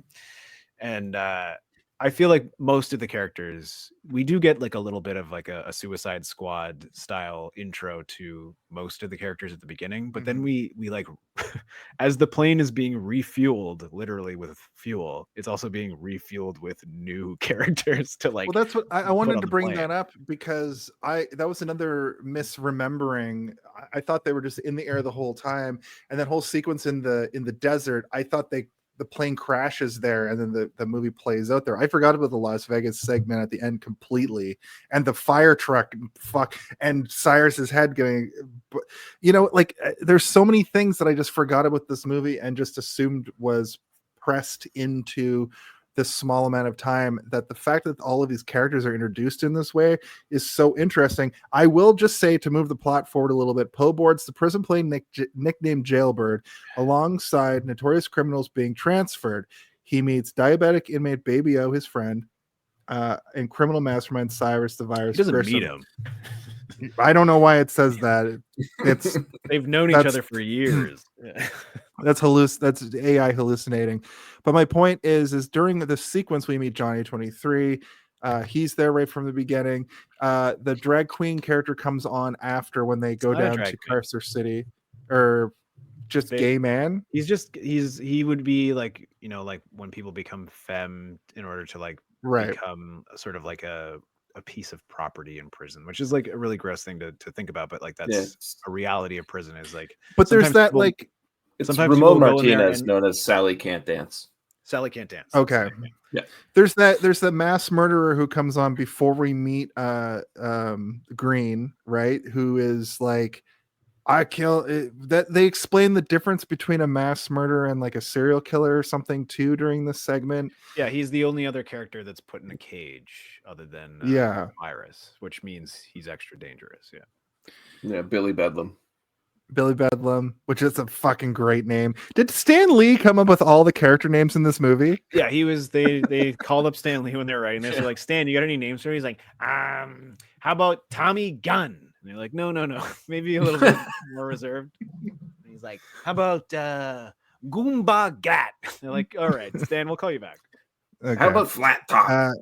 How about Punch Prune McElhenney? Face. These are just characters from Dick Tracy. Dick Tracy, yeah. How about Dick Tracy? How about Dick Tracy? Yeah, and then, I got Stan Lee's house, and he just has a Dick Tracy comic open on his desk in front of him. I got a fun fact. John Malkovich created the character's calm menace by improvising much of his dialogue, adding a creepy layer to his role. So that means that there was probably a lot of improvised stuff happening with the other actors that were just allowed to, do whatever they wanted. So I could see Colm Meaney just saying whatever he wanted, and that Sandals line is just that's him. Yeah. Well, I had heard that they were changing the script on a daily basis, so they didn't even really know where the characters were going. So at that point, what do? You just make the most of what you can. And I think of all the people, I think Malkovich actually had the most fun with that. Which is weird because he kind of seems like a perfectionist to me almost. Yeah, but like that line later in the movie where the guy is like, "Please don't kill me," and he's like, "Sigh," and then he goes, "Anara," and then he like blows him up. I'm like, that seems like when you're writing it, you wouldn't really like, unless you started at that point. Like, imagine his name is Sai, and then he finishes the sentence as Anara. Like, it seems like something that would probably come up with on the day. I definitely wrote that down. Yeah, because it impressed me. It impressed you? Wow. I was impressed. Jason's impressed by that. Another thing I'll add about this plane is the actual DA is added to the plane, but I don't know. I think I just glossed over this. Like it just kind of came and went. The DA? Yeah, the DA gets put on this plane for some reason, which Ben, you might be able to answer this question because you've seen this movie 400 times. They're trying to get more information out of the prison. Like, that's why he has the okay. Yeah. But then he's like, I want a gun. And they're like, no, you can't have a gun. There's a gun in the lockbox in the cockpit. And then there's like a fucking armory. There's an armory. There's an armory in the it's like the stove. So he's like, I need a pistol. And John Cusack is like, I'm already losing it with these people, but just give him a fucking gun because if this goes south, spoiler alert, goes south almost immediately. Like so quickly. Almost. Can you imagine the plot of the movie plays out perfectly? They just like take off, drop people off, pick up new prisoners, land. Poe gets home, sees his daughter, roll credits. Pinball still lights that guy on fire. Yeah. Garland Green still gets away somehow. Yeah, he still has that moment with the kid and doesn't eat her. Anyway, yeah, John Cusack gives the gun to the guy, and I said, this is gonna be crazy. That's an actual note that I wrote. Why would manslaughter Nick ride with these actual nightmare men? Mass murderer, domestic terrorist, dangerous gangster, Dave Chappelle. And then Dave Chappelle is there. Yeah. Oh, Cyrus the Virus is from this. Can I ask you guys about that's a very rhymey kind of fun thing to say, Cyrus the Virus. I had another one of those epiphany moments where I go, oh, the Cyrus the Virus thing is from this, because you always hear like the worst person be like Cyrus the Virus, but that's clearly from this. Because I've never heard that in my life. Anyone calls somebody Cyrus I've the heard Virus? it a few different times. Yeah, I'm from Nova Scotia. From different... Ben is also from Nova Scotia. Oh, that's where all the Cyruses are and the viruses. Yeah. Well, yeah, I think a lot of people today think Trailer Park Boys, but Yeah, just because of that Cyrus might and that. be. But yeah, Also, there is have you this guys ever film met somebody and named Cyrus other things in your too. life? I've never met somebody named Cyrus. It seems No. like a No. like a name from like colonial times, or like when people believed in witches or something, like when witches were being burned. It really made me No? want to hear it in The Warriors, though. Cyrus. It's a movie name, right? Like there's names that Yeah. are that appear in movies that you never really see in real life. I mean, not to say that Cyrus is a bad name, and if your name is Cyrus, you have a cool name, because Cyrus is a cool name. But it's like, Silas even is like close, but I haven't even seen a Silas. Silas is a wrestler name for me. Yeah. Silas the Vilus. Silas the Violent. Violator the Violator. It's me, Violator. Yeah. John Leguizamo. It works. I'm A surprised John Violator. Leguizamo is not in this movie. He seems like That's- he'd fit right in. Yeah, that's actually a good yeah. point. Yeah. He could play the character who puts the dress on could be John Leguizamo, but he would play it much more offensively, I think, than this clearly like homosexual man who was picked for the role. And it's You fine. don't know that. Maybe he's just acting really well. You don't fucking know. Okay, I could that's really good. see him as the Sindino character. Yeah. Yeah, the guy who like gets introduced and like it's like a crazy like reveal where the camera's like on his face. Like, or are you talking where about? it's no, I'm talking about the guy that gets put on the plane who has like the pulled back hair or whatever, and like when he's first introduced, there's like a moment where he looks up and the camera's sorry, because like that Yeah. did feel like that reveal should have been an actor that like well, there especially with how there's- they use the character. yeah. You Yes, think you'd have yeah, like a larger name attached to it. I think so too. And considering that, like, because a lot of these actors in this movie, it's not like this was their first gig. The only person really with the first gig here was the director. Everybody else in the movie is like, they kind of household namey at this point, or at least like faces that you recognize from other things. So that character in particular, even just the way the camera was moving, it's like when Steve Buscemi has the mask taken off. You expect it to be somebody underneath, right? Like it can't be, when you're introducing a character like that in something like this, you sort of need to have a hidden face like that. It needs to be somebody that you recognize from something else. Like, Are you talking about Billy I agree Bedlam? completely. I'm talking about Steve Buscemi's character, and okay. also the reveal of the what's the character's name? Not Sally Can't Dance. Sindino. Santino, yeah, that character. Yeah, like when the camera pushes in on him and he turns to the camera and he's like turned around quickly. It's almost like the movie is telling you like, it's this guy. But I'm like, who is this guy? I don't know who this guy is. I love stuff like that, and Jace definitely like rein me back in if I'm getting too far ahead here. But one thing I love about this movie is it doesn't let itself get stale. It introduces you to all of these characters at once, and as soon as you get to know them, they bring in another slate of characters. So just keeping it fresh, and then it's basically all I can like relate it to is like a Royal Rumble, basically. Because I love that. I love that. Analogy, yeah. Because you just bring in a slew of people in, and you want to know more about them. I will say too that when they land in Carson City, I keep saying Carcer because that's the Grand Theft Auto thing, but they land in Carson City and they really only trade out guards who are all nobodies. There's no guards in this movie that I really recognize from anything. So when they introduce more criminals, then the whole plane is just criminals. And there's that great scene later in the movie when they're bringing the criminals on and they pass over the precipice of the plane and the criminals are like, the criminals run the show.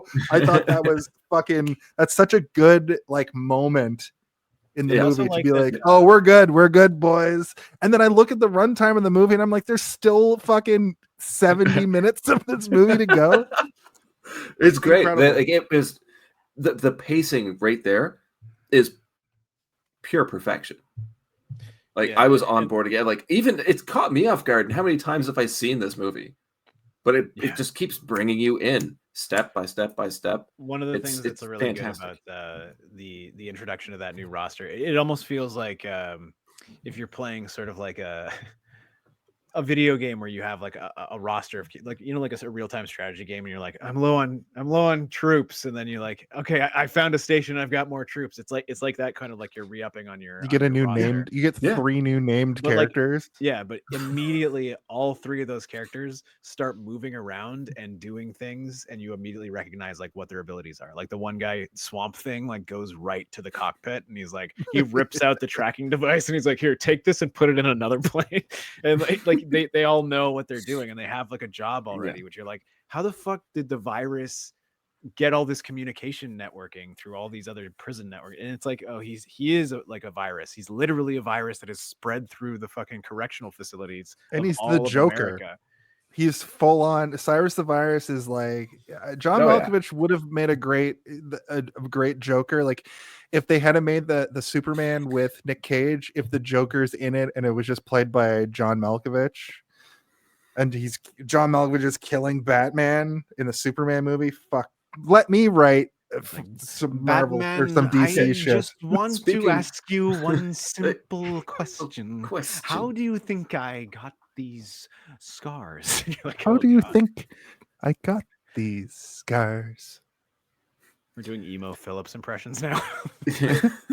Call me Mr. Butterfingers. You were talking about writing right there, Jason. We talked about the director pretty briefly, but did anyone look up what the writer had done? No, but I thought that this might actually be a good situation to talk about this because he is also somebody, right? Like he's got some good credits. Let me pull him up. Well, he's got credits. I don't know if they're good. I want to look at them with my eyes to know for sure. Look, right up the top, we got Beautiful Girls, Jumanji. Oh, he produced it. Gone in 60 Seconds, which also same Disturbing universe. Behavior. Okay. I like Yeah. Disturbing Behavior. He wrote High Welcome to the Fidelity. Jungle. Adapting. Kangaroo Wow. Jack. Kangaroo Jack. Venom. wrote Venom. Jason's favorite movie. Yep. Jesus Christ. Why do you know that about me? Because you yell about Venom and you do it in a Venom voice.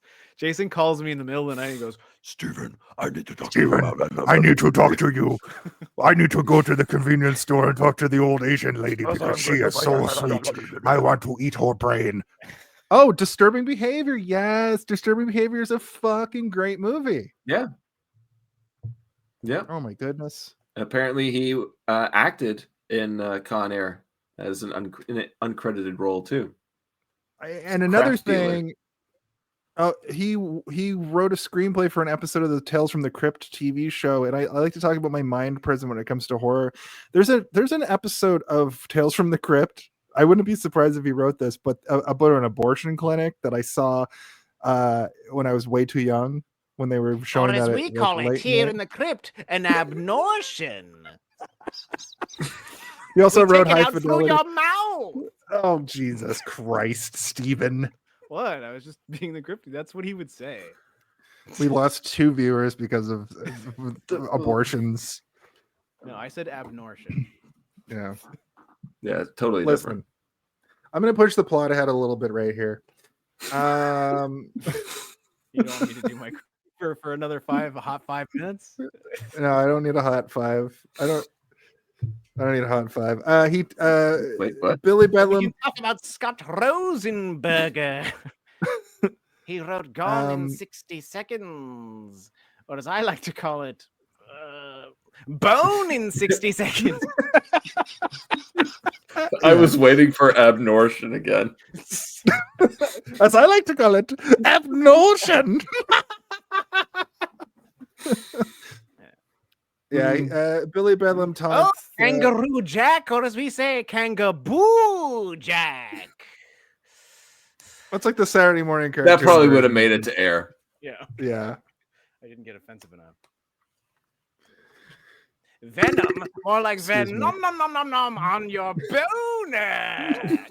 Whoa. Yeah. Kind of lost the plot on that one. Billy Bedlam taunts. Sex stuff.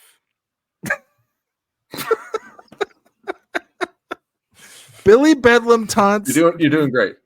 Cameron Poe over the daughter's picture, I wrote off to a bad start.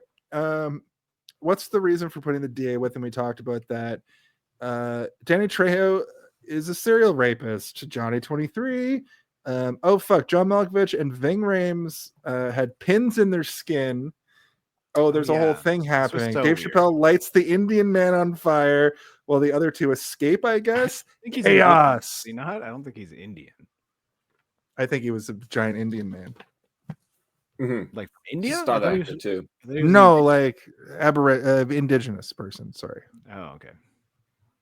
Yeah, I thought I wasn't sure if I was wrong. I was like, did I think they were making In the it horrible. 1980s, Asian Indians didn't exist yet, just like gays people. So Oh, but this movie Nope. takes place in 1997, and they yeah, did. So they still called them Indians. Ugh. Yeah, it's gross.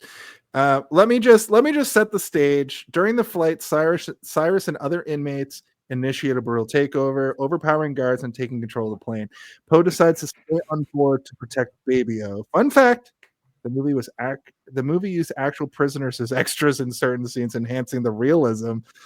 Jesus For Christ! who? The camera What? crew and the When? sound guy? Yeah, like to make everybody tense. The boom mic operator's like, this guy's The an boom mic- actual rapist? The Hold boom on. mic operator is an inmate who's like, this is my one chance to get out of here. He's got those long fucking like handcuffs and his feet are chained to the wall. And his boom mic is attached to his torso. You're like, oh my god. Oh, Mm. that's the first act. Had to bite my tongue on something there. Yeah, we can't say a lot of things we're thinking. Yeah. Yeah, we can. I mean, if you type them in the chat, I'll read them as the Crypt Keeper. He can get away with anything. It's true. That's right. If you're watching right now, anything you say in the chat, Steve will read as the Crypt Keeper, no matter how offensive. No matter how offensive. Everybody's saying how offensive it is. He also directed a movie called February or February. Your bones. Nerd. So my one thing is like, how do you stick a pin into your body and pull it Carefully. out? Yeah. Without any blood? Well, It Yeah. was in his. it was- It was in the. I guess you would have to like callus it up a lot, right? Like I guess you could do it. No. listen. No, it's I I've think happened. Ben, I've had ben that was happen going before. to the same place that I think that I'm about to go to. Have you ever taken a safety pin and stuck it through like the top layer of your skin? Yeah, but that's not I sticking think it there's no blood. directly into your whole flesh. I think and leaving it no, there. but But I think it's they on an did angle, it's something horizontal. similar. Yeah, I think they did it Yeah. through. And it's super meaty, and the thin is really. I don't know why That's I know true. so much Both about this, John but trust me, Malkovich it does and work. Ving Rhames famously have meaty hands. Meaty hands. Yeah. Whenever they're Old Ben introduced Meat Hands, on, I'd like to call him. a late night talk show, Conan O'Brien's like, and here we have meaty-handed Ving Rhames and Size of these. meaty-handed John Malkovich. Yeah. Yes, I Right after the do have masturbating very bear. meaty hands. I am known in Hollywood for having the meatiest hands. So I want to bring this up. He gets the pilot to radio to everybody that everything's fine, or else he's going to shoot him in the fucking face. And then we get I do the like title this drop. though. I like this a lot because Steve. we We get the title drop. Oh god. What's the movie called again? That's when they said the name of the movie in the movie. 25. Cyrus just straight up sells "Welcome to Con Air." Oh, he does. Yeah. Sorry, Steve. What were you going to say? I like this a lot because he is threatening to kill the pilot, and the pilot's like, "Well, who's gonna fly it?" And he's like, "I don't think that far ahead." And the guy's like, "Oh shit, okay, all right. I guess like I'm dead if I crash it. I'm dead if I don't say this, and I'm dead if they shoot me. So I'll just say it." But we do get the reveal later that like Cyrus is probably capable of flying the plane on his own because he has like a bunch of crazy blueprints in like the anarchist's cookbook, and he's probably been studying how to fly for a while now in his weird prison cell that he somehow made like a brick out of mashed potatoes and painted it or something. That one cop is like, "It looks like cocaine." I'm like, this fucking prison guard has never seen cocaine in his life. I love that you brought that up too. Like, I don't think that far ahead, even though he thought far ahead enough to learn how to fly a this whole plane thing, and yeah. threaten someone and plan to have a well-trained pilot board the plane at one At of the the next stop, landings. yeah. Yeah. But like I think obviously it's a scare tactic because Oh, for sure. he's For sure. planned so far. Like he's just like he's the smartest guy in the movie, and like it shows. But he's also kind of like he's a little bit too trusting almost. But I guess maybe Mhm. he trusts everybody the same level, maybe where he's like, which is like not at all. Well, it seems like he doesn't trust, or maybe not trust, but respect anybody. But it doesn't take much to gain his respect. That's true, yeah. So it's Yeah, I don't like- trust you until you do one small thing, like and then when they but I- land. maybe he's like a talk about fan of hostages. positive affirmation, because like when Nick Cage does one thing, he does like one tiny thing, which is almost nothing. He's like, good work, truly good work, the best work I've ever seen on this plane. And then he like walks away. You're like, what the fuck? Yeah, exactly. This guy's like loves me now. But it's like, no, he doesn't love you. He's done that so that you will now want him to do that again, right? Like Yeah. that's like a trick that people do, right? Is like you give somebody such a hard affirmation on something so little so that they'll chase you around to try and get that approval again. And you might beat them down over and over again until you finally give them a little bit more and they'll be craving it again. So he is like I feel like the manipulator, right? He's just fair. I feel like the only person that really, really works on though is Johnny 23. Because he also just treats him like shit the entire time. He talks him up and then rips him like a apart. crony. Yeah, exactly. But But to be only fair, what's the first thing that Johnny 23 tries to do upon getting freedom? him. Immediately starts becomes to Johnny 24. Johnny 24, which is gross, and Poe stops him.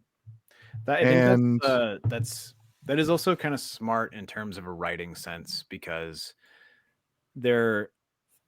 everybody's crimes are very vague, whereas his are very brutally kind of like apparent, right? Like you can say somebody murdered somebody, but you don't know the circumstances of it and like what it is and how brutal the murder was, and you can create it in your mind. But as soon as you say this person raped somebody, you know exactly what that means and how vile and disturbing it is, and it immediately makes you not like that character. There's not a single moment in this movie where Johnny 23 is endearing or likable, and it's because that's his roster of crimes is that, right?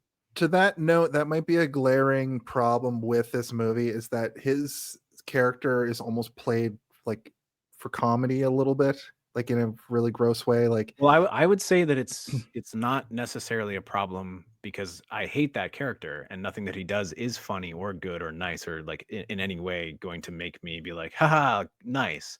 But what it does do is show you that Silas's character also hates him, specifically because of his crimes. And he's like, you are like lower than a beast. You're like an animal. You're something that I will never respect. And that makes Silas's character slightly. He's back and better than ever. Nothing. Or should I say, better than ever? Boner than ever.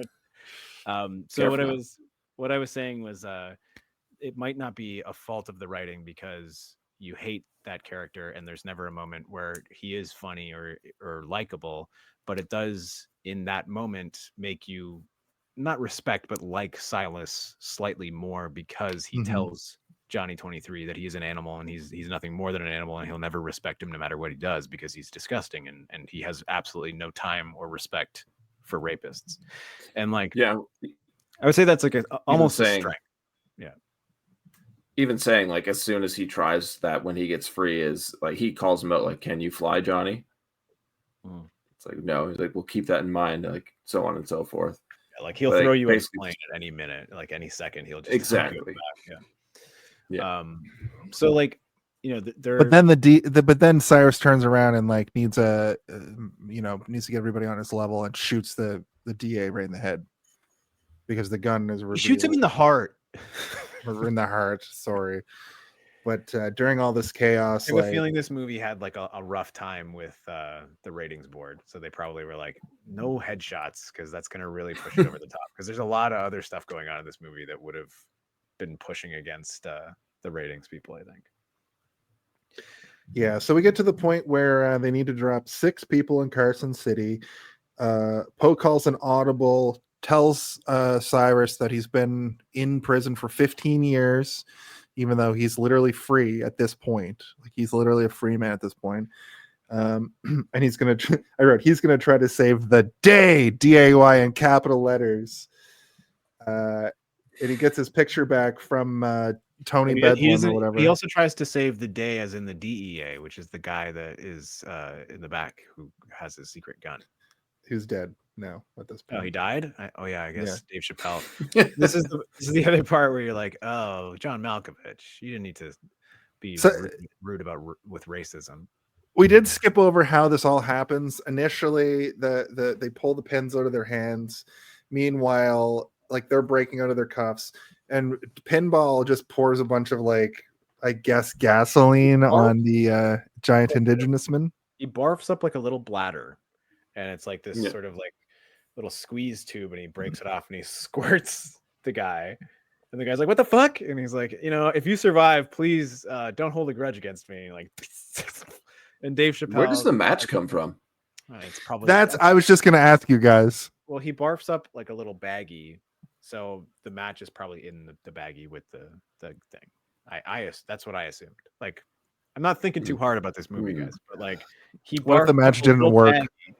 Well, then he would have been fucked, and guess what? They would have been Ben's happy ending would have happened, and we would have ended the movie in 45 minutes. But Dave Chappelle has like a funny sort of like moment where he starts like rambling about spontaneous combustion and how he saw it on the Discovery Channel and stuff. And you're like, okay, this is why they hired Dave Chappelle for this, because he is a good rambler. He's got a good sort of like rambling cadence.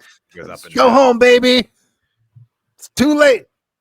That's my Dave Chappelle impression from that one part of that one stand-up. Oh, I was like, what? And I was convinced. I was watching it. Hey, baby. Hey, baby. Go home, baby. It's too late. I'm selling turns into Jerry Lewis. Baby, Rylan. Hey, lady. Hey, lady. I mean, Dave Chappelle is kind of like a Jerry Lewis in the way that he presents his comedy, because he goes up like that. He does like that nasally high voice. This is the point where we do get the side thing of them back in Cyrus the Virus's cell, where he has plain blueprints behind a fake brick, and then John Cusack is, he's doing his best to like put it all together. They land in Carson City. The new guys load on. One is the Swamp Thing, who played one of the others on Lost. That's where I knew him from mostly. But that actor is pretty prevalent, I think. I was like, Lost. When I saw him, I went, yeah. MC Gainey's absolutely amazing in everything he's great. Yeah. In my head, it went do do do ding, you do do do ding.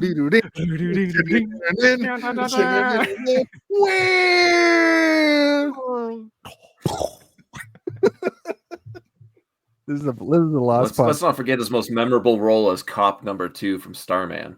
Oh yeah, in Starman when it's like ding ding ding ding ding. We have to go back. We have to go back.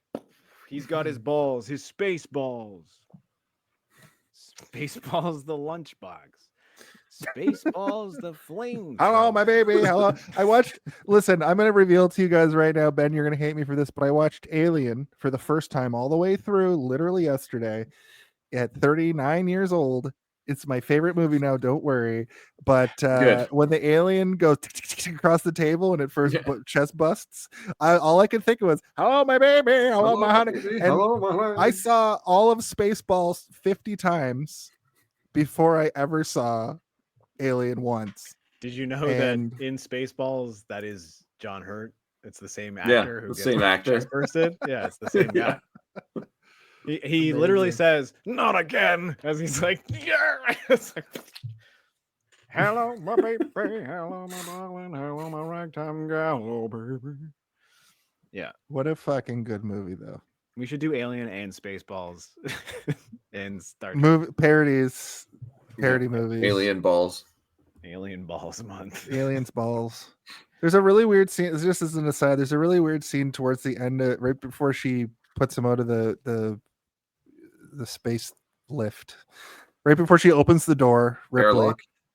The airlock. Thank you. Where the alien is just kind of in the works, and you like can't really make out what's going on. It's like a cockroach, just like when. Have you ever lived in a place where sleeping? It's like it's nested. Yeah. Yeah. It's almost like a cat. There's so many weird fucking scenes in Alien, and I know that this has been talked about to death, but I'm like, Alien is fresh in my head for the first time. I would like to sit down and talk to you about Alien, so we should do it. I would do that. Yeah. It's a good movie, guys. I don't know if you know this, but it gets one of my rare 5 out of 5s. Wait, are you talking about Alien, the movie by Ridley Scott? That yes, from 1976. every single person's top 10 movies ever made. Yeah, one of the most influential films of all time. It's one of my favorite movies now, along with. Did you know that in space no one can hear you scream? Yep, I've heard that. I've heard that before. Did you know that in space no one can hear your spleen? Right along with Basketball, and of course another great film, Event Horizon, one of my other favorite films. So amazing, absolutely amazing. I've seen a lot of I've seen a lot of movies in the last 5 years that like I should have seen, but I'm just glad you liked it. There was like a part of me that when you said you're watching it for the first time, I was like, if this motherfucker tells me that it's boring or some shit, I am gonna quit the podcast. Ben. I've told Ben to his face that I don't like the first Halloween, but I love the second Halloween. But Alien is untouchable as a film. I watched the director's cut in 4K. Noise. It's just more stuff. Just more things. No, Halloween is amazing. Oh, that noise! I hate that movie. Oh my god. Halloween 2. Also, hello, Barbie's friend. Halloween 2 Supremacy. The hospital stuff. Kills a guy in a hot tub. Excellent. While they're banging. Perfect. I hear clicking. Ben, tell me about this message. Who's Barbie? Used to work with Barbie at HMV. Awesome. In Hello, Ontario. My Barbie. Hello, my Barbie. Hello, my baby. Yeah, this is the point where I was originally going to bring up the theories thing about the music takes place, or the song. Nope, the movie takes place in the same universe. What you gonna do? What you gonna do? Yeah, So I already did that. Oh. So what I'll say next is Dave Chappelle taking some time to hit on the girl. Oh yeah, so they land in Carson. This I didn't really track what was happening until I. This is my favorite part in the whole movie. Is the switcheroo. I think it's so well shot in terms of like there's so much going on, and I was so easily able to track everything that was happening, and I wasn't confused, which is like a moment like this in a movie like this where everything is very chaotic can easily have you lost, like especially if you're not fully locked in, you could easily be like, what the fuck is going on? But every single little thing that happened mattered to what was happening, and it wasn't so chaotic that I was confused. And like that's obviously a good design in terms of editing, but like I didn't realize it felt later. cool. Like it felt sort of like a James Bond, in like a montagey moment in like a James Bond film where like everything really matters, and you kind of have to track what's happening in order to really fully experience it and appreciate it. That's kind of how I felt about this moment. And the Dave Chappelle bit was good because it gave you like a moment of like reprieve to sort of like breathe for a minute, being like, holy shit, there's so much happening. And it's like, hey baby, I'm just here with my lunchbox. I just want to get away from the dust storm. I didn't realize till they explained the transponder. That's when I retroactively realized what was happening during this. Maybe I just missed a line of dialogue, but I recognize while we're talking about it, what was happening here, where he's taking the transponder from Con Air to just some tourist plane that was taking somebody over the Grand Canyon or something. But the lunchbox was a bomb. No. Oh, no, hold on a second. It wasn't. Jason, did you It interrupt wasn't me at all. to just give a bunch of misinformation? No, I didn't. My misinformation was Jason that bought part, but InfoWars too. I did. I bought InfoWars. No, this is where we are introduced to Garland Green, who gets freed. And I wrote, I thought he was a PDF file, but he's actually the Mangler, which might be worse. Joseph Mangler. No, yeah. That's a rough one. Oh my god. Sorry. Okay. Sorry. I should have said it like this. Joseph Joseph Mangler. Mangler. Joseph Mangler, the Mangler of Venice. But yeah, it's a good moment, especially because again, like everything is so cartoonish up until this point, and then we get him where he's like hands are sort of like his hands look like they're locked like claws. Like this is how I sleep, by the way, like this, like a weird creature of the night, like a bat. But he's got everything on from like the tube handholds crossed across his chest to like a Hannibal Lecter style mask, and the music again is like he's got his own music. You know, like it's different from the Virus's music, which is very reminiscent of Bowser's theme from Super Mario 64. But this is almost like another. Yeah, it's like no, it's it feels almost like a like an interlude in like a Smashing Pumpkins or a Nine Inch Nails song or something. You know, it's like Yeah, it's definitely 9 Inch Nails. I felt that too. it has like this sort of almost, it sounds like a crowd cheering, but it's like, but it sounds like an instrumental version of it or something, like a synth artificially creating a crowd cheering. And it's like it's very cool. Industrial. Yeah. And it immediately gets you kind of like hyped up to be like, who is this man? This is a Hannibal Lecter, you say? And then even when he comes on, Nicolas Cage is like, oh god, we're in a fucking comic book. Like he even just like basically says like, what are we? This is a cartoon show. And he gets locked in a cage, and even the prisoners are like, we should probably put him in a cage. Like he might eat us somehow.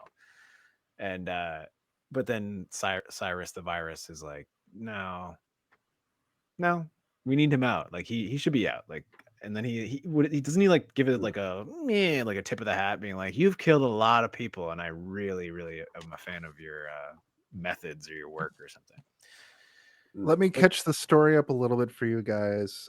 Post parole means he could leave, but he refuses to abandon Baby O, which is something we didn't talk about. He's got who needs insulin, which is a kind of a subplot that's happening.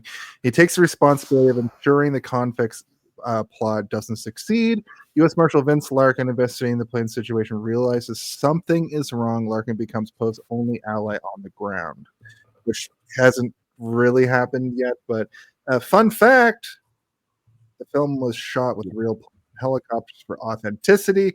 Cage even rode in a similar looking plane for preparation. And also, fun fact, John Cusack, who plays Larkin, took on the role because he wanted to try an action movie. He reportedly did his own research to portray a government agent, which kind of goes back to what I was saying earlier about, like, this is, at this point in his career, I think the closest movie he would play, or the closest character he would play to this was the one where he's like it's still like a rom-com, but he's an assassin. What movie is that? Gross Point Blank. Gross Point Blank. And I think that's after this also. I think that's like 2000. Yep. So he's also been acting for like over 10 years at this point. You know, he's like, absolutely, like almost 15 years, but he was like more of a rom-com guy up to this point. So Gross Point Blank, 1997. Same year. Okay. So he was branching out. Yeah. And then he just went into like full Nicolas Cage style stuff. Like he is kind of like another Nicolas Cage in a lot of ways. I like John Cusack a lot, but he's also one of those actors that is super divisive for people. Yep. Which I don't really get, because I like him and I always have liked him, and everything that he's in, I'm kind of like, this movie is better for him being here. Like I feel like if he wasn't here, who would be here? Nicolas Cage would probably be here. Like he is an insert for Cage, you know? I'll tell you, I love John Cusack, except for when I don't. and I don't Right. like him a lot. So I am one of those people, and I can't tell you why. I really don't, because the movies he's in that I really enjoy, I enjoy because he's in them, and he does an amazing job. But there are some films where I just cannot stand him. That being said, I haven't seen a lot of his classics. I've never seen Say Anything. I think we've only done one other than this that he's in on the show. What movie? I told you not to go. I told you it's an evil fucking room. Oh yeah, but that Don't movie go into rules. that 1408. Yeah, that movie rules. It's Yeah. it's like a bad movie, but it's a Stephen King story, right? But it's imagine kind of Nicolas like- Cage movie. I think we even talked about this. Like Nicolas Cage could do that movie. You know, like Yeah. Cusack and Cage are kind of interchangeable in a lot of ways, in my opinion. I feel like you could take you can do a Cage performance at its peak. You could not put Cusack in, but any Cusack role you could probably swap in Nick Cage and it would work. I think that Nick Oh. Cage could do 2012 and the Hot Tub Time Machine and play Edgar Allan and play Edgar Allan Poe in The Jason's Raven. just going through the bottom of the barrel shit list. But Like, what now- are the worst movies he's been in? Or are What these just the movies do you think he you've could have seen? played? Could he have played Cusack's role 2 years after this movie came out and being John Malkovich? You know what? That's a pretty maybe iconic not. No, John maybe Cusack. because that one that would be. I think Nick Cage. It needs to be someone a little bit more subdued. You're right. Like it can't be Nick Cage. It has to be a Cusack because Cusack has kind of like a boring normal guy face. You know, like his face is almost And then put glasses on that, and he becomes even more normal looking. Yeah. And that's how I imagine him in being John Malkovich. It's just John Cusack with glasses on. yeah, because like Cusack is Put like the a bunny he's back on the 7.5 floor. He's like a handsome man, but he's not like one of those like big-headed, meat-faced, interesting-looking actors that you can light from any angle, right? Yeah. Like he's got I sort of think- soft features and stuff. I think John Cusack could be adaptation though. Yeah, I mean, Undeniably. So Yeah. my beginning point was that I think you could swap these two in a lot of roles and it would work, but like the peak of Cage, no, John Cusack can't go in there. But you made a good point, Ben. Like the most subdued of Cusack, where he's picked specifically because of his sort of like not low energy, but his sort of like melancholy. I don't think that Nick Cage can kind of fit into that in the same way. It's like the hole doesn't fit, you know, like it's like a square peg in a circular hole. Yeah, it's weird because like they do have sort of similar energies that kind of cross over and peak in between one another. But Yeah, and that's why I said I thought you could like exchange the actors in The Rock as well, because it felt like they were playing each other in these two films. Have they ever worked together again other than this? I can't think of anything. I can't either. Has Joan Cusack ever worked with Nick Cage? I don't know. Because Joan Cusack is kind of a divisive actor as well. Well, I think that's a lot of even people more so. I don't think so. You know, School of Rock, Toys, pretty good movies. But she plays I'm an looking it insane- up right now. I'll just say that the police finally so there's that great scene where the There's a plane's movie loaded called up The Frozen Ground from 2013 that they are both in. that they're both in. They're probably friends. I would Wait, I no, assume. I typed in John Cusack again instead of I typed in John Goodman. Yeah, and it's the movie we're doing next John week. Greatman. It's called Raising Arizona. Yeah. No. I just wanted to talk about the this little transference moment where the convicts are loaded into the plane. They're about to take off, but the inmates who are just like the police who are entered into the bus to be taken away have bags over their head. And Cyrus hides in plain sight, being like, yes, they are, you know, we had to gag them and bag them and tag them. They're put onto the bus and they're freaking out. Like they're just being unruly because they're trying to like convey some message. But one of them has like a tape recorder on them. And there's that great scene where like the tape recorder falls out and the tape unravels and bumps the guy in the foot. But from Nick Cage's point of view, he's going, come on, one of you has to figure this out, and they don't, and they take back off, and Well, they Dave do. Chappelle, They don't. The bus doesn't stop for some reason. And right? They're my like Yeah, notes I are found that being real exactly oh, at the same time. My notes are like, oh, everyone's dumb. Everybody in the movie's dumb. weird. Yeah. But Dave Chappelle, I thought was left behind, but we find out he kind of wasn't. Gets smashed Oh, up he was in the brought right in the along landing with them, gear. just as they Yeah. planned. Yeah, which makes no sense whatsoever. Well, I think he got run Um, over by the wheel, is what happened. Yeah, but And the is this wheel a- is under the plane. He was running alongside. Is this a Colm Meaney line, or is this and I don't care for your logic mongering. Okay, Yeah, it doesn't belong in this movie. You're right. I apologize.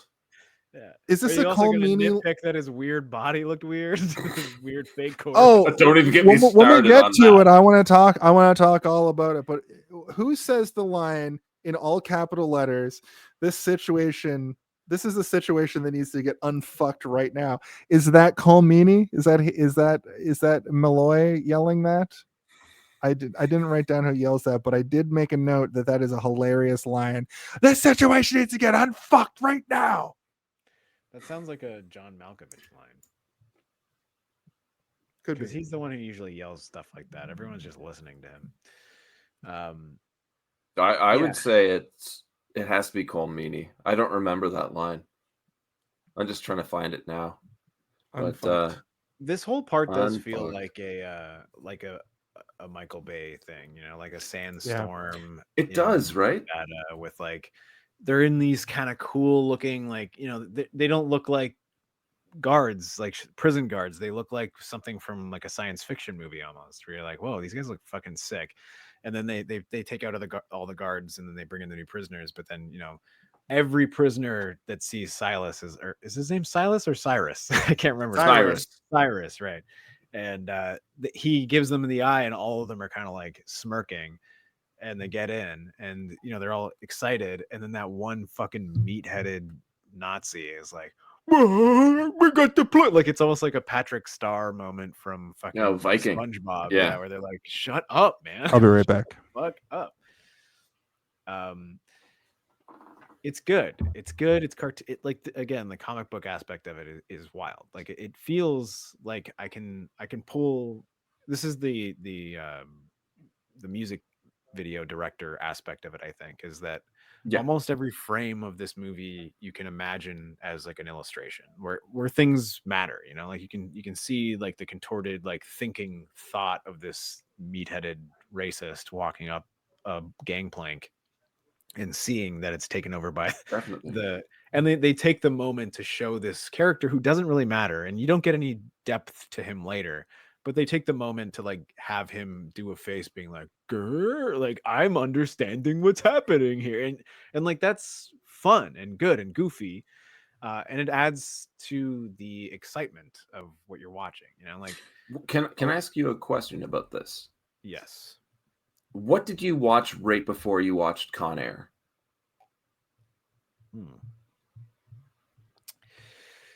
What did I watch right before I watched Con Air? Like, what was the movie I watched prior to this? A movie, a show, whatever media you were taking in before you watched the movie. So on my lunch today, I watched one episode of The Office.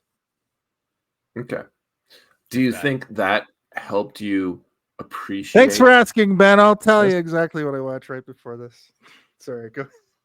Jason. No, it's because Jason truly believes he is the star of the show, and if he's gone, then the show stops when he's not here. No, I was listening the whole time. No, I think watching The Office before this is a fantastic idea.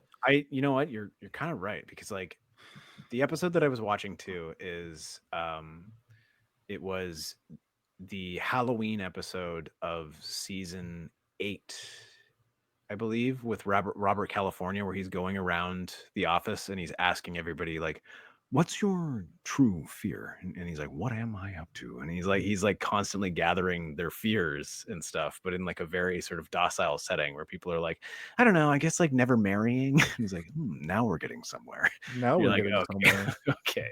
Robert California, when he sees like Creed like trying to grab a treat from the table and there's a rubber snake, and Creed is like, and he's like, it looks very real, doesn't it, Creed? He's like, no, it doesn't.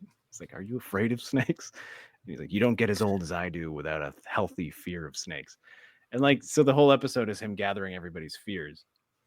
And I truly believe that Robert California is one of the greatest characters in The Office in general. A lot of people don't like the later seasons, but like that character is extremely good. And watching this movie right after that, I had sort of a direct comparison of like a sociopathic maniac, psychopath doing the same thing that Robert California is doing, which is like kind of cool and fun. Before Prison I Mike- answer my question, that's How a do you think you would- fantastic. Prison Mike needs to go to Hogwarts and meet the Dementors, and also needs to be on this plane. He would crumble, I think, immediately.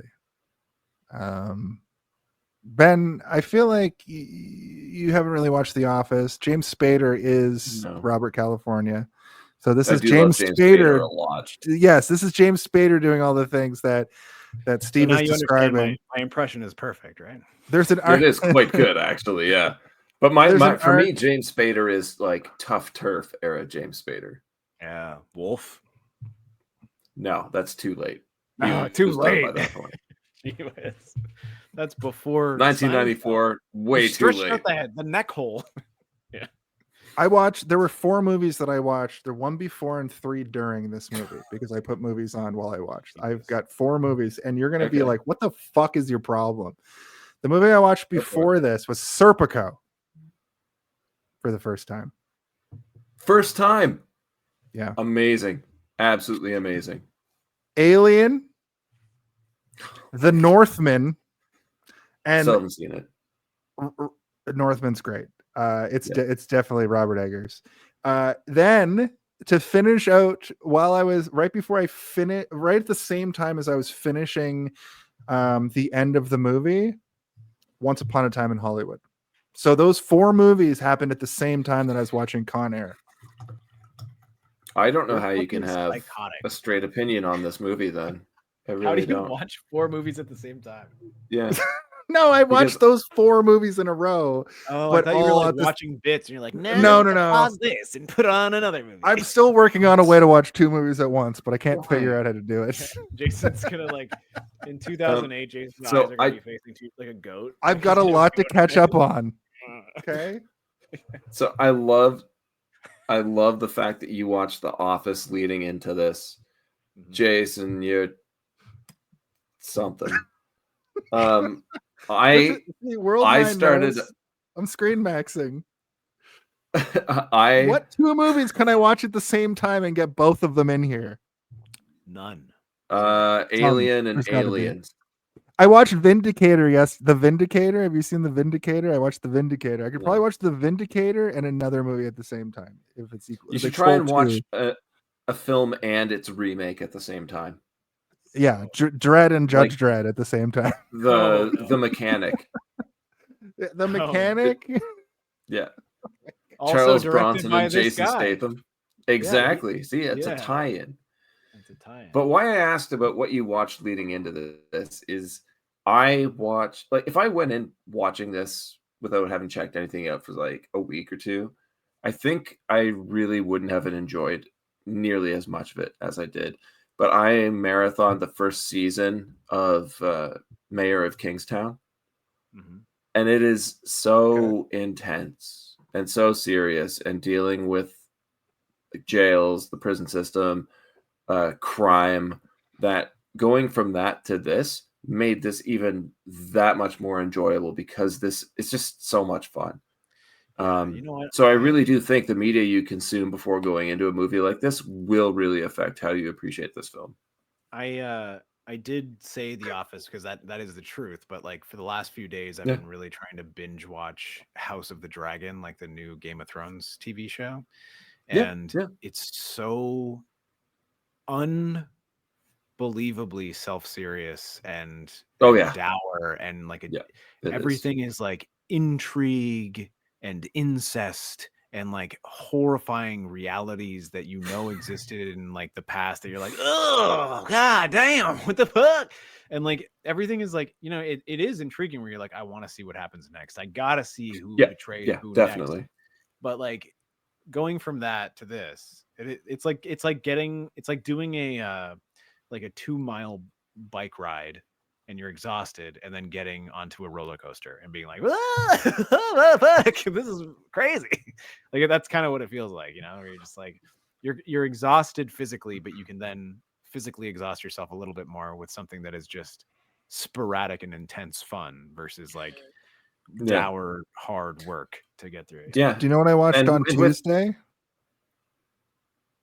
Joker, Folie à Deux, Hell Comes to Frogtown, and Cult of Chucky. Oh, so the last two were good. Frogtown fucking sucked. I hate that movie. Roddy hadn't been fully realized as a like his acting. Wait, well, you didn't like Welcome to Frogtown? Hell Comes to Frogtown? Was like had a great third act, but I was just you didn't like the Frog King with his 3 snake dicks or whatever. No, that part, the special effects part of that movie is incredible. Or as we call them here, snake dicks. No, that's what we said, Crypt Keeker. Oh, back to the drawing bones. Okay. Anyway, drowning board. It's I'm watching The Penguin right now too. I think that to answer your question, ultimately, I like that thought experiment. That's a really good.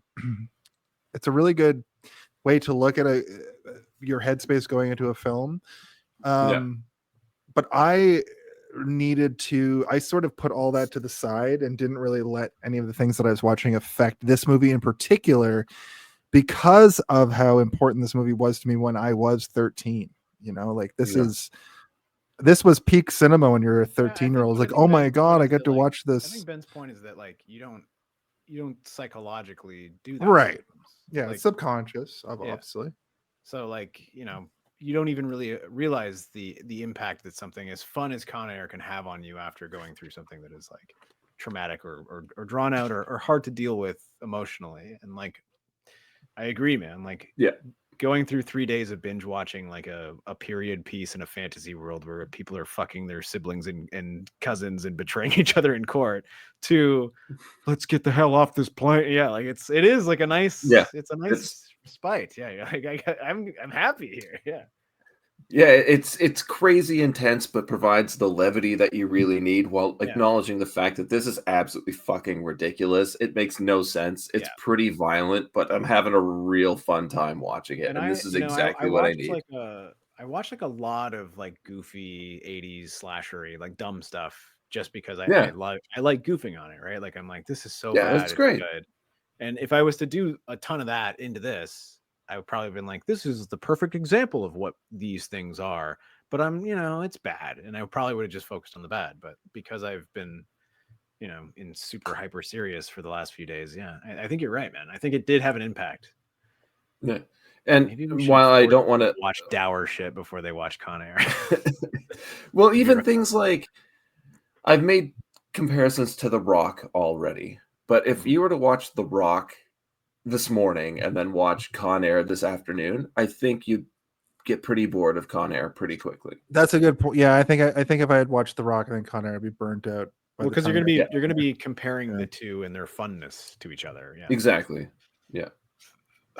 So it really does affect how you're going to interpret or appreciate a film like this, and it's pretty goofy. So just keep that in mind when you're going into something that you've already heard is ridiculous, over the top.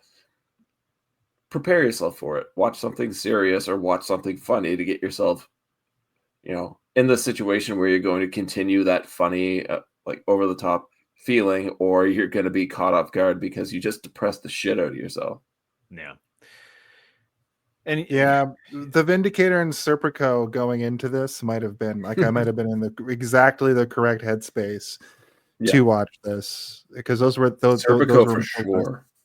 Serpico is a really interesting film that felt like I was watching a TV show ahead of its time, but in a great 2-hour nice piece, like art piece, like almost like a Godfather, but not. It's a different director, obviously. Dino, whatever. Sean Connery's in there, right? Sherpico, come back to me. Let me move. I'm thinking of The Rock. Sorry. Yeah, you're thinking of The Rock. Let me move the plot forward. The FBI guys, the DEA talk about shooting the plane down, but they also have the wrong plane. It's got that has the transponder. I just wrote Colm Meaney is such a cock. He's a terrible foil in the best way. He hears a decorated vet made a mistake in what the fuck? I don't know what that means. Sorry. He's an animal like the mass murderer and the mauler was the line that he yells. Poe has to check out the landing gear. Pinball is stuck in it. This is where we see the weird fake version of Dave Chappelle. I don't know why. Did Dave Chappelle just have like a certain filming date schedule, and then they were like, let's just use the dummy we're gonna throw down at the city that's gonna smash into a car. I don't know. Like they couldn't have him being like a corpse, just laying there at least for that true. part. Well, They remember probably thought it too was gonna that look a lot better. They're like, oh. well, fuck. Malkovich also said that they were changing the script on a daily basis. They may have just written that in after he was already gone. Well, they got a lot of mileage out of that corpse. Yeah. Also, Yeah, I will say, like, there was a weird quality about it that looked like there was like he was like frozen almost. And like when you're up that high and there's that much wind resistance, you do freeze. So like the uncanniness of it, it didn't pull me out to the point that I'm like, that's a dummy. Even though like I did know it was a dummy. All right. Here's my theory. Feel cold up there. Frigid, they'd say. So yeah, he's just frozen, I guess, and that's why he looks weird. But I did kind of appreciate that they put him in like a pained face, like he looked like crunched by the. So Bedlam is down in the hall with him at that point, and he tries to kind of figure this situation out with the body. They empty him out, and then they have a fight. And we cut back to Green, Garland Green. He's some sort of psychiatrist turned cannibal or something. Is what I wrote. Isn't that what happens? I wrote. Falls and causes traffic accident. Mass murderer tries to say They don't have a fight. Yeah. No. You're thinking of later when the psychopath man is down there with him. There's a second part where he goes down there and he beats up the guy because he's like, I knew you weren't on 15 years or whatever. He goes down with Ving Rhames. That would put you on North Block. Yeah. Ving Rhames is just like, let's go free him up from the gears or whatever. And then they go back up. But then, I do want to defend that the Dave Chappelle corpse, though. I just did, but yes, continue. Yeah.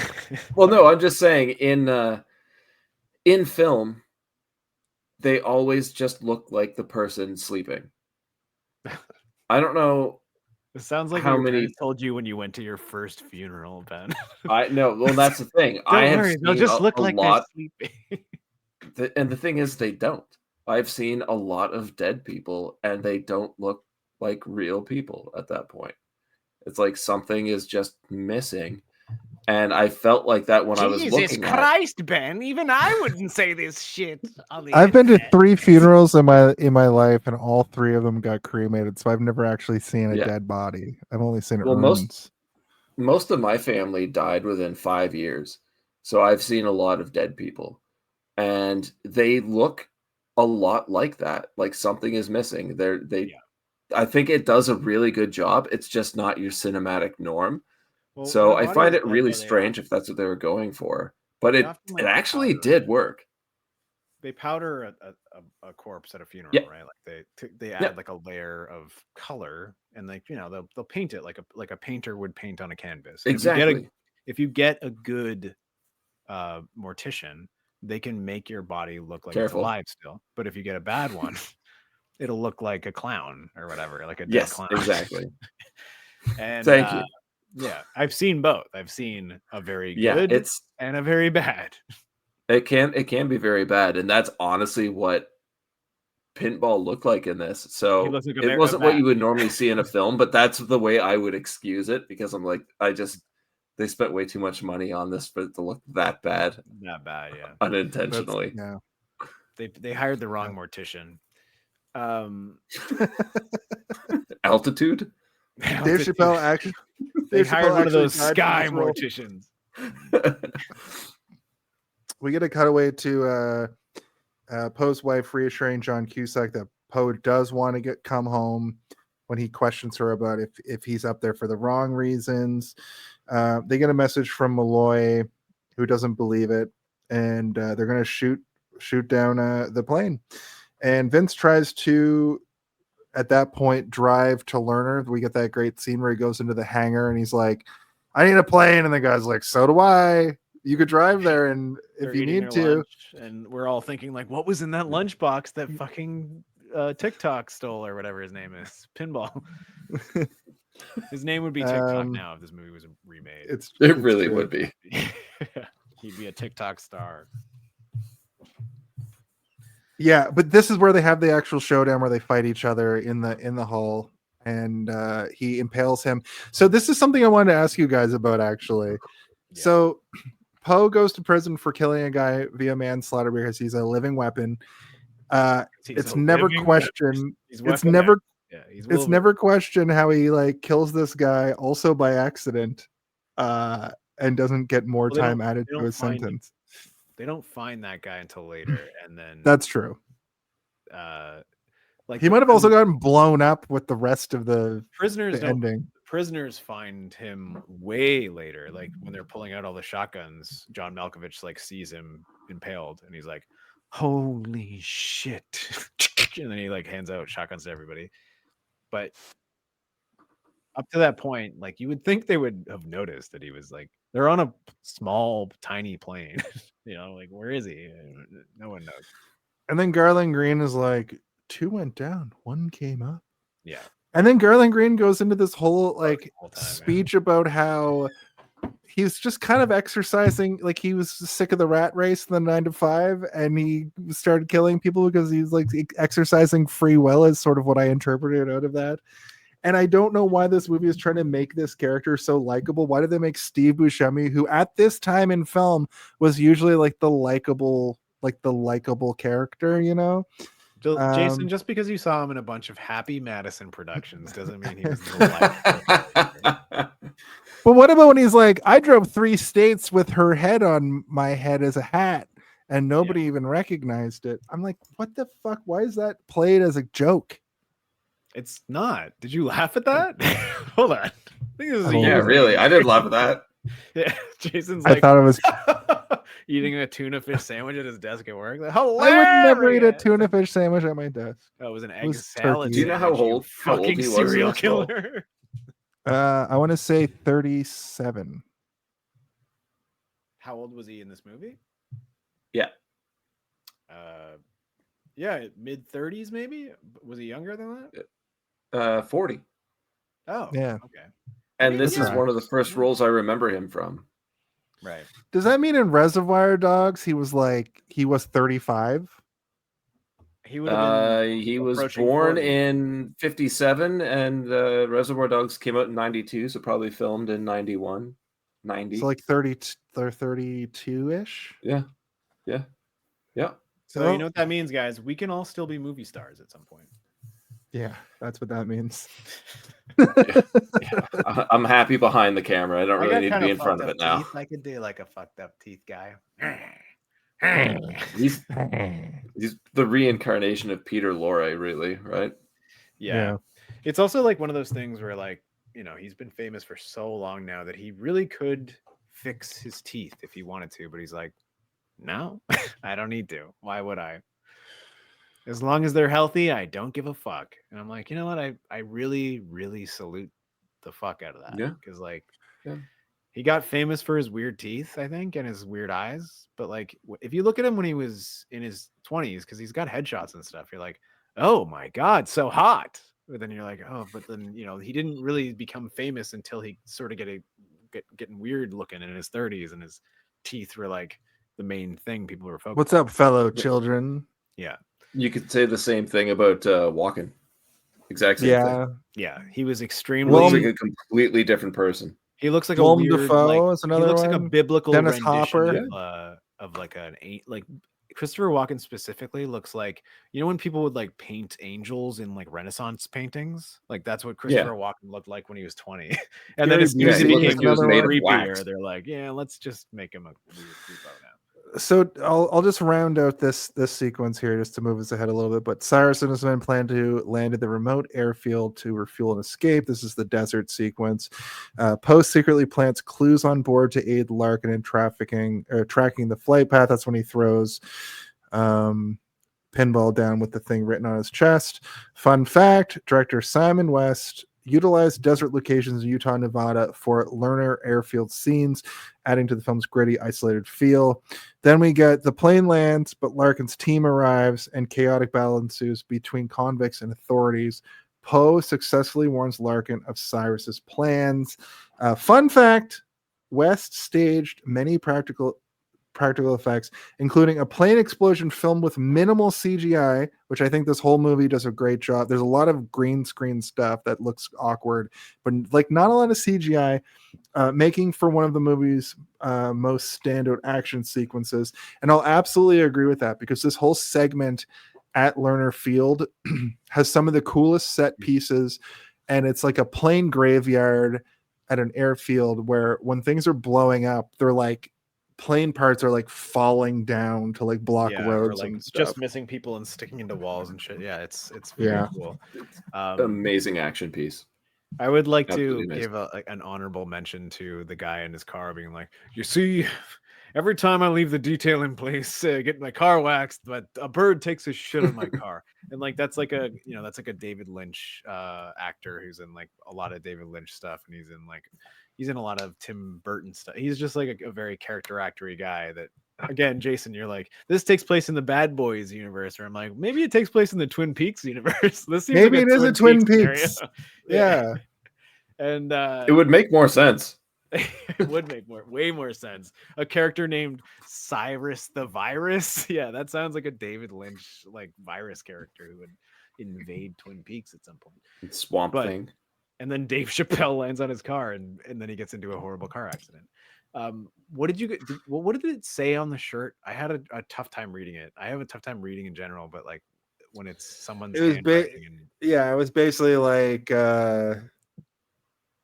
we're up here, help us out, we're going to Lerner Field. Oh, okay. I thought somebody would have written it down, but if not, that's okay. Yeah, I didn't. I figured it was a message of distress, but I was just like, I'm not even gonna try and read this. I did like when the plane crashes. U.S. Marshal Larkin landing Lerner Airport. Oh, it's just he was just giving a literal message and directions. Okay, so it's even more expedient. Okay, that's pretty cool.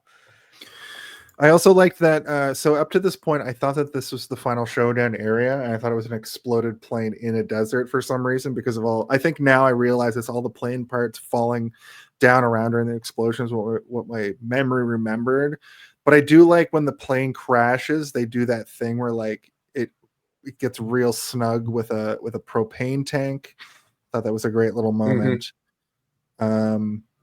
And the plane looks like it's not going anywhere. And I'm like, oh, that's it. But then we find out there was supposed to be a plane that was there to take them to the tropical island or wherever they were trying to go. Well, there is. It is there.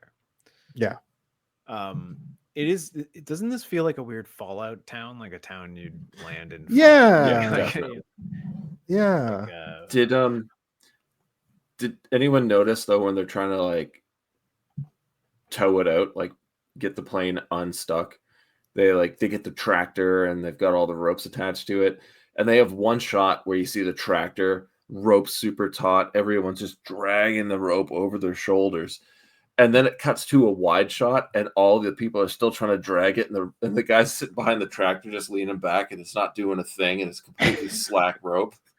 Yeah, he was just playing like the intense music pounding away, and the guy's just not doing anything. And he turns up his radio and it's like, honga bonga bongo, I don't want to live like honga no. So is that like a mistake that they just left in then at that point? Oh, definitely. Because they just got a wide shot and they're like, well, we got to use it. And the person that was driving the tractor was just like, but I mean, if you're a tractor and it's also pulling, like, you're not going to be like, you're just going to be pulling a little I'll be right lever, back. you know, you're not going to be like straining as well. You know, you don't have to strain on the lever to make the car go faster. But the fact that the tractor's not even moving and everyone's like breaking their backs trying to get this plane out of the dirt. Yeah, if this movie was But yeah, made that now, was they would go back and they would spend $75,000 to make the tractor being like and like dirt being exactly kicked up, digital CG dirt. it in. Yeah, But that'd be Jerry Bruckheimer. but this is also one of the reasons that like these movies do have a level of charm that the new ones don't, which is like everything is not pristine and perfect. Where your attention is if it does get lost for a moment on the actors. But this is also like the difference in framing now. Is it like yes now it's like thank the you whole for bringing thing, that up. The whole frame is a thing and everything matters. Whereas like in a movie in 1997, you frame the actors and you want to make sure that their struggle is what's captured and everything else is background, and you don't need to really worry about it. You're supposed to be framing the actors. And like but the thing about that too, though, is that the fact that you can see that error in the shot and it has no effect on your appreciation of what's happening shows that you're doing something really, really well. I agree. And I don't think they need to go back to it. We watched a movie the other day and like we watched Leaving Las Vegas last week, and there's so many little inconsistencies in that movie that were being pointed out to me by the person I was watching it with. And I was like, but does that change the story?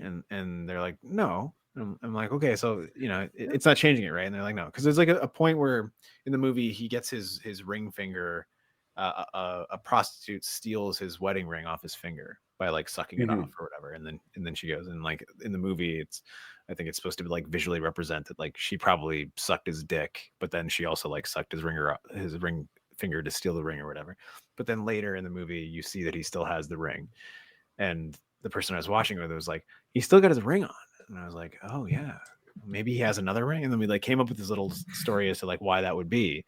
But then the reality is that they filmed those sequences out of order, and like in the original script, this scene came after that scene, and they just didn't.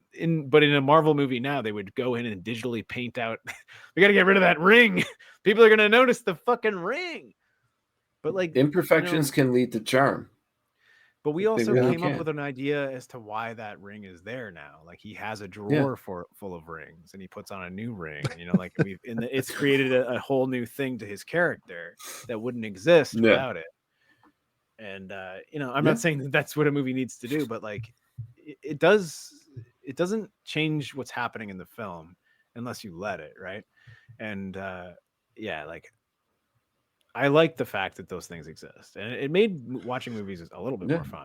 Nowadays, it's like, now I mean, all I'm noticing is like that water doesn't look quite right because it's just splashing in weird directions, and like they added that in after, and like, why did they do this? Let me just see Peter Parker smile at the victory of his team. We don't need to have like a speaking of that moment during this whole sequence, we get a big loud action segment where the military shows up, they box them in, it kind of fails. There's all this stuff happening. Nick Cage is running around and doing little stuff all over the place, but he finally gets that moment that we talked about at the beginning of the show where he diffuses the situation. We see that famous zoom in and wink from any time that they show this movie anywhere, and I thought that was a really good sort of pin in all of this. It really shows him as that big action character, and I'm really excited that we were able to see such a crazy. It was almost like I watched Waterworld recently, and Waterworld, for all of its problems, has these really big, stupid action moments that are really cool looking, and this felt like a better version of that.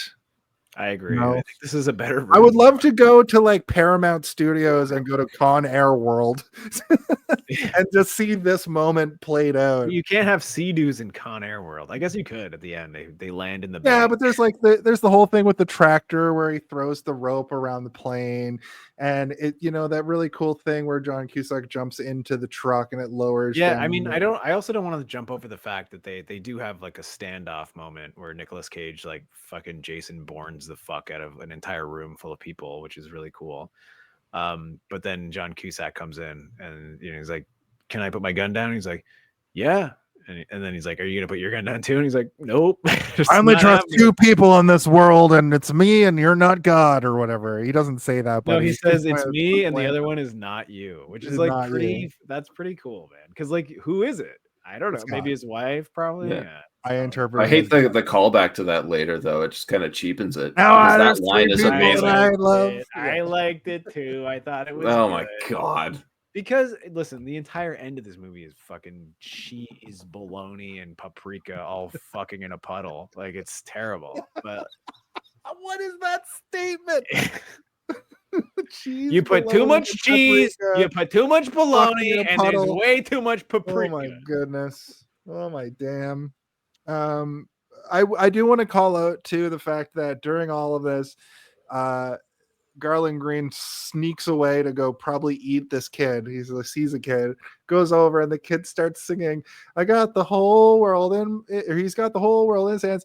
And I'm going, is that what changes his mind? This kid showing him a little bit of like decency that he's not gonna like mangle this child. And then we do also get the after effect of that where he's got the doll and it's sort of implied that he did eat the kid, but as they fly off again, the kid was like, "Bye," and now we're supposed to just be like, oh, I guess the person that think murdered she and gave mangled him- 40 people is she- like he's changed his whole outlook because he didn't eat this child. It's Relax. just a big Jason, just chill for a second. You're not chilling. You don't chill. You're like yelling about so hard about like this fucking guy ate This was- people over here. This was just the point of the movie, like this whole character all along where he's like waxing Poetic. poetic about how he's pointing out the irony, he's pointing out all these different like facts, he's being very smart and psychological through the movie, and you're like, and even Nick Cage is like, what are you talking about, bro? But then this sequence happens and we're supposed to just like forget that he's the Massachusetts Mangler or whatever the fuck, and that's what drives me insane. I think that's my biggest glaring problem with this movie is how they treat this character. Like this one moment in the movie where he goes and has the like tea party with the kid is what makes him a redeeming character. Like he gets redemption through that one sequence. Jason, I want you to imagine this sequence of events that's happening, Right. in this moment where it's like a crazy oil field battle and they need to break it up with something, right? And they're like, well, what do we break it up with? Who's the most subdued character so far? It's this guy. Who's the one that is seemingly the most dangerous? This guy. What should we pair them with? A child, the most weak, innocent thing. And then we could have him kill the child. He could, like, imagine he came back to the plane and he was covered in blood. No, That but would I don't. Hold on. Just let me finish. Okay. Or he comes back and as the plane is taking off, the girl is going, "Bye, see ya." So we all know that Nicolas Cage's character throughout the entire movie is guilty of his crime, but he's also a good person or whatever, right? And this guy is convicted of whatever 60 murders, but like it's never told to us that he actually ate people or that he like murdered children or whatever. Everyone just assumes he's a psychopath, and he's pointing out everybody else's psychosis the entire time. Doesn't mean anything. So to me, that is, it's not necessarily telling us to like give a pardon to this guy. It's what it's doing is asking us to question the character. They could have easily left out the part where I he's love like, that you brought that up. I wore her head for 3 states, and I might even feel more sympathetic for this character. But the fact that he like admits But to we like also that. know that other characters are lying in the movie to make them And that's the thing more too, dangerous. is that there are only two characters in this film that we don't see commit an act of violence, and that's Baby O and it's Garland. And Baby O stays true to the character that we're led to believe he is. He's just that good guy. So when you do a switch like that, when you're all you've ever known about Garland Green is what people are telling you, you haven't seen him do anything, and then you put him in a position where he could do exactly what we're told he would do, and he doesn't do it, that immediately makes you embrace that character or appreciate that character more. And then what happens after all of that? We see that A, he didn't do anything like that to this girl, and B, he's having a blast gambling. Yeah. Like, and also it's the exact same thing that we see. To a lesser point, C, she also is like, she's like sad that he's leaving and like giving him like a send off, being like, Exactly. I had a great time with you. But there is that trick that they will do with villains in film when they want you to like them, is that they will put them in a weird, more often than not, comedic scene to flip it, or something where your expectations are completely betrayed. So, I mean, the perfect example of that is the Devil's Rejects, where they have an argument over ice cream, and all of a sudden they become the protagonists of the movie that you're rooting for, even though you've been told, and then in this case, you've seen the horrible things they've done. It's a really interesting twisting of the viewer's understanding of who they're watching. I think it works really well here. Yeah, I get what you're saying, Jason, but I this is kind of how I read it too, which is like, he may be a monster in ways that the establishment dictates, but in the moment that we were presented with, he wasn't one. So maybe there's something more to him. All of that, great points. And actually, both of you sort of opened my eyes to something that's like, maybe he's got either a multiple personality thing where this particular personality is actually a great person, and through this whole experience he sort of defaulted back to that, and this isn't his true nature.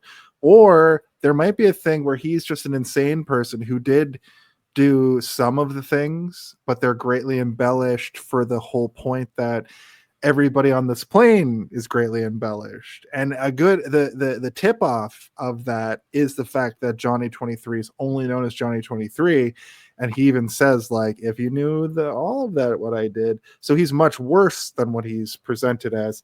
Maybe Garland Green isn't as bad. They present him as Hannibal Lecter, but maybe he isn't as bad, and he's just been put in prison that way.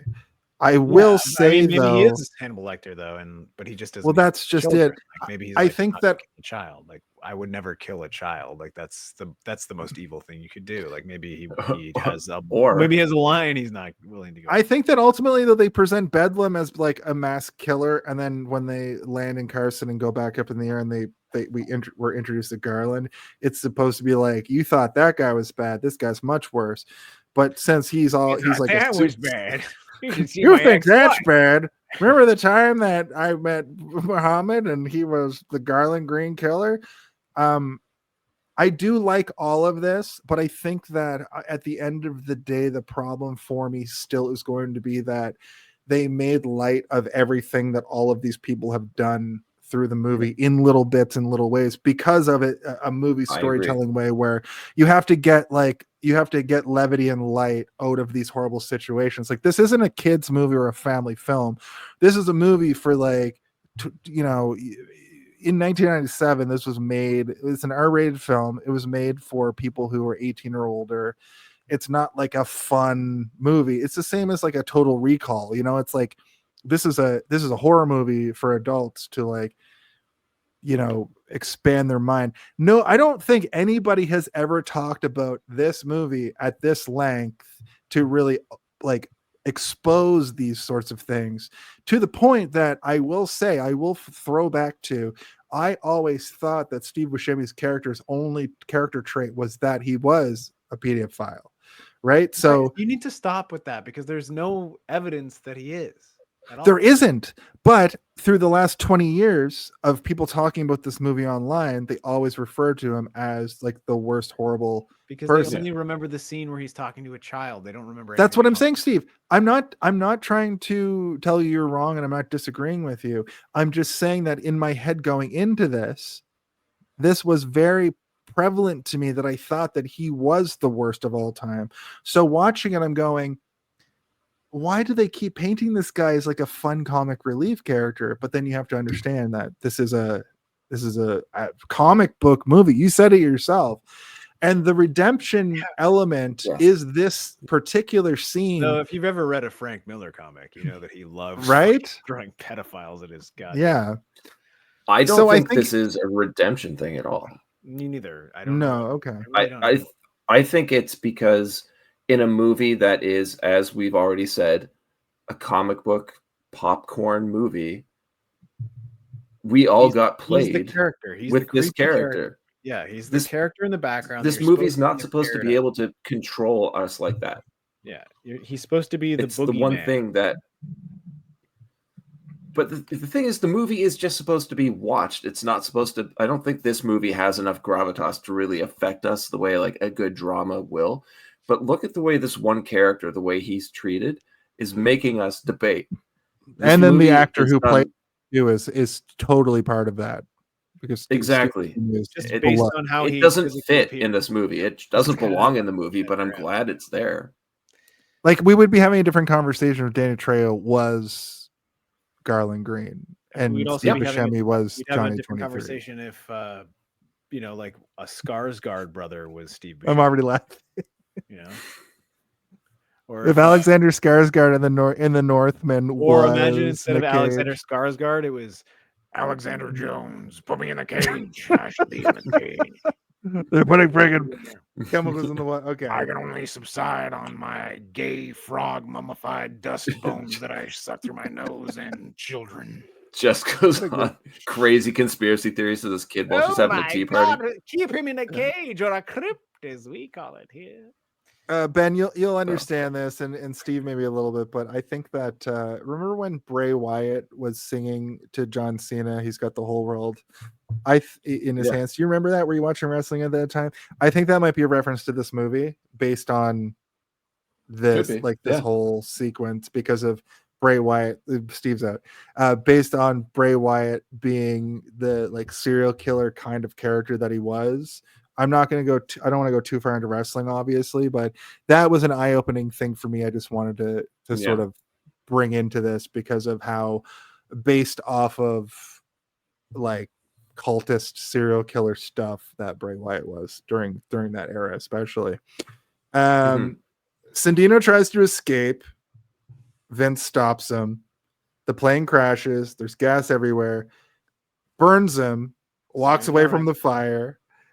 Vince is Sephiroth, so I can relate this back to Final Fantasy. But there's an interesting thing that happens during this sequence where explosions keep happening and cool guys keep walking away from explosions. All during this, I think it happens 4 times. Yes, yeah. Cool guys don't look at explosions, as we all know. Yeah. I kind of wish the what's the character? Sayonara also happens during that. Sorry, Steve. I said that while you were talking, so we got it. We got it. What's her name? Frankie Can't Dance or whatever. I wish that Sally Can't Dance. I wish she would turn away like this, like I could have played that role. Not at the age that I was in 1997. I would have been a child, but I think one thing we can say about everybody in this movie is that they are having a blast with their characters. Yeah. Nobody looks bored. It's or almost forced. like I hesitate to call it this, but it's like a circus almost. Like it's like a circus act where everybody is like a very distinct character that you need to recognize from like a certain distance. So like if somebody's in the background, you need to know who they are based on their silhouette and their hairstyle and their build.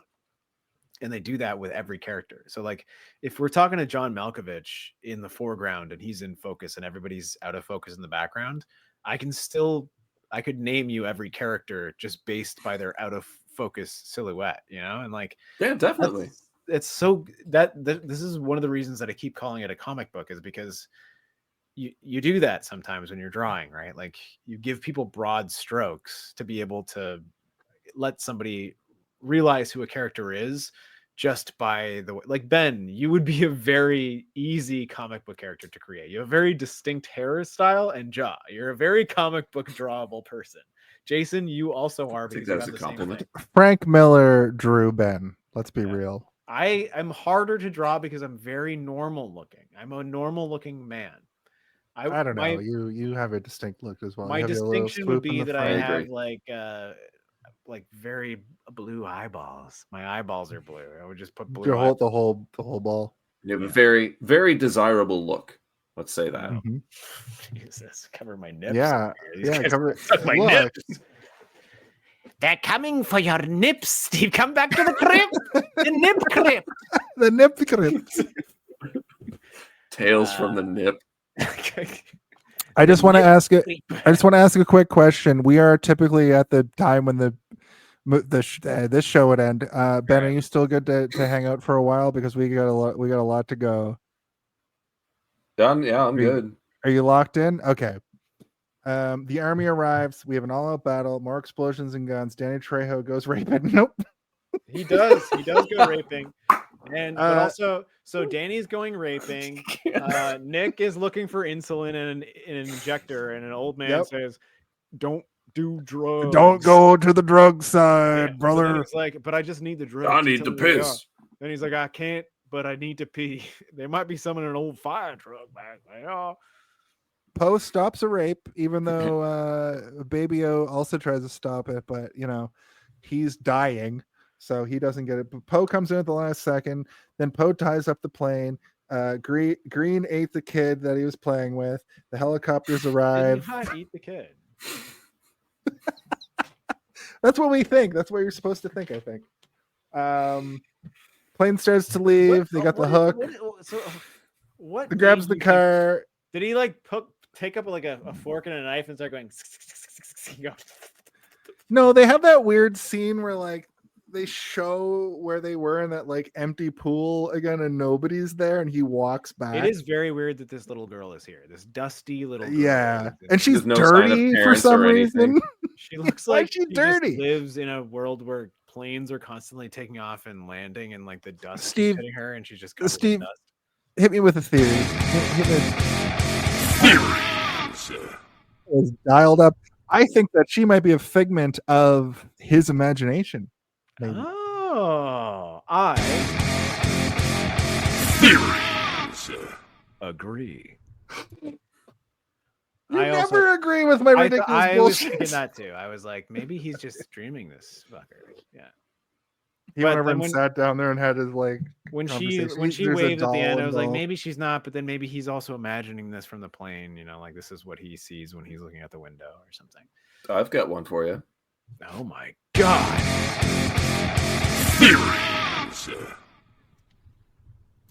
Maybe he's the reason why you don't see her family ever. Oh no. Oh my God. 42, 43, and 44. When I said theory, I didn't mean dreary. Benjamin.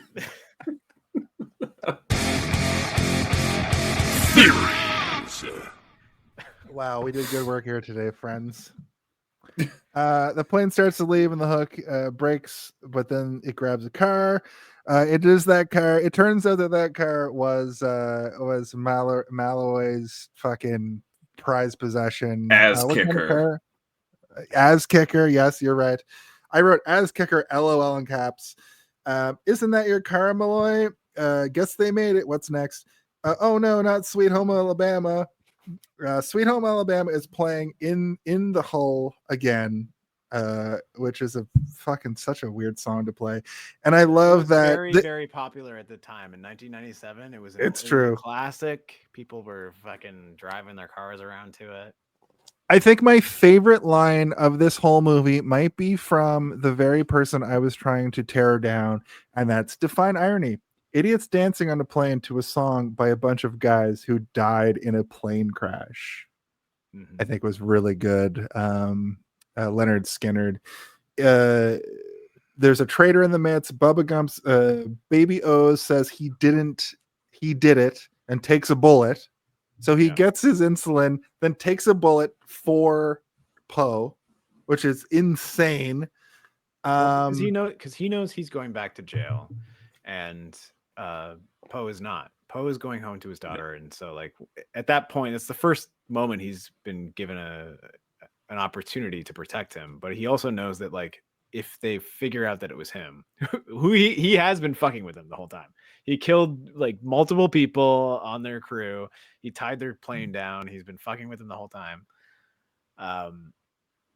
He knows that he has to. And you know, I'll tell you right now, if I had like a life sentence in prison and I knew that my best friend from prison was getting out to see his daughter that day for her birthday, I would probably do the same.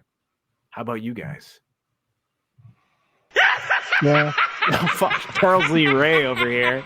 Says no. I could agree. Yeah. Yeah, I know. I definitely agree with that for sure. I think this is a good point. You know, the wave throws it off. What's even in Alabama? Mountains, Sweet home, desert, sweet home. There's some 9/11. Yeah. 9/12. You say 9/11? Yeah, I said what I said. Sweet Bitch. home 9/11. Ooh, that's a soundbite.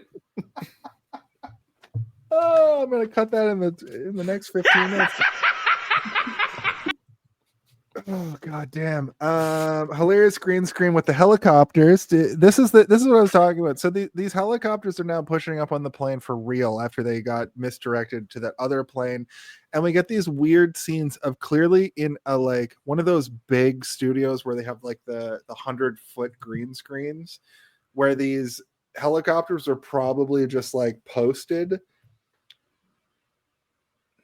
And you can see the fucking green screen line around these helicopters. It was so funny. And you can see Colm Meaney's like face perfectly, even though he's supposed to be flying through like landscape.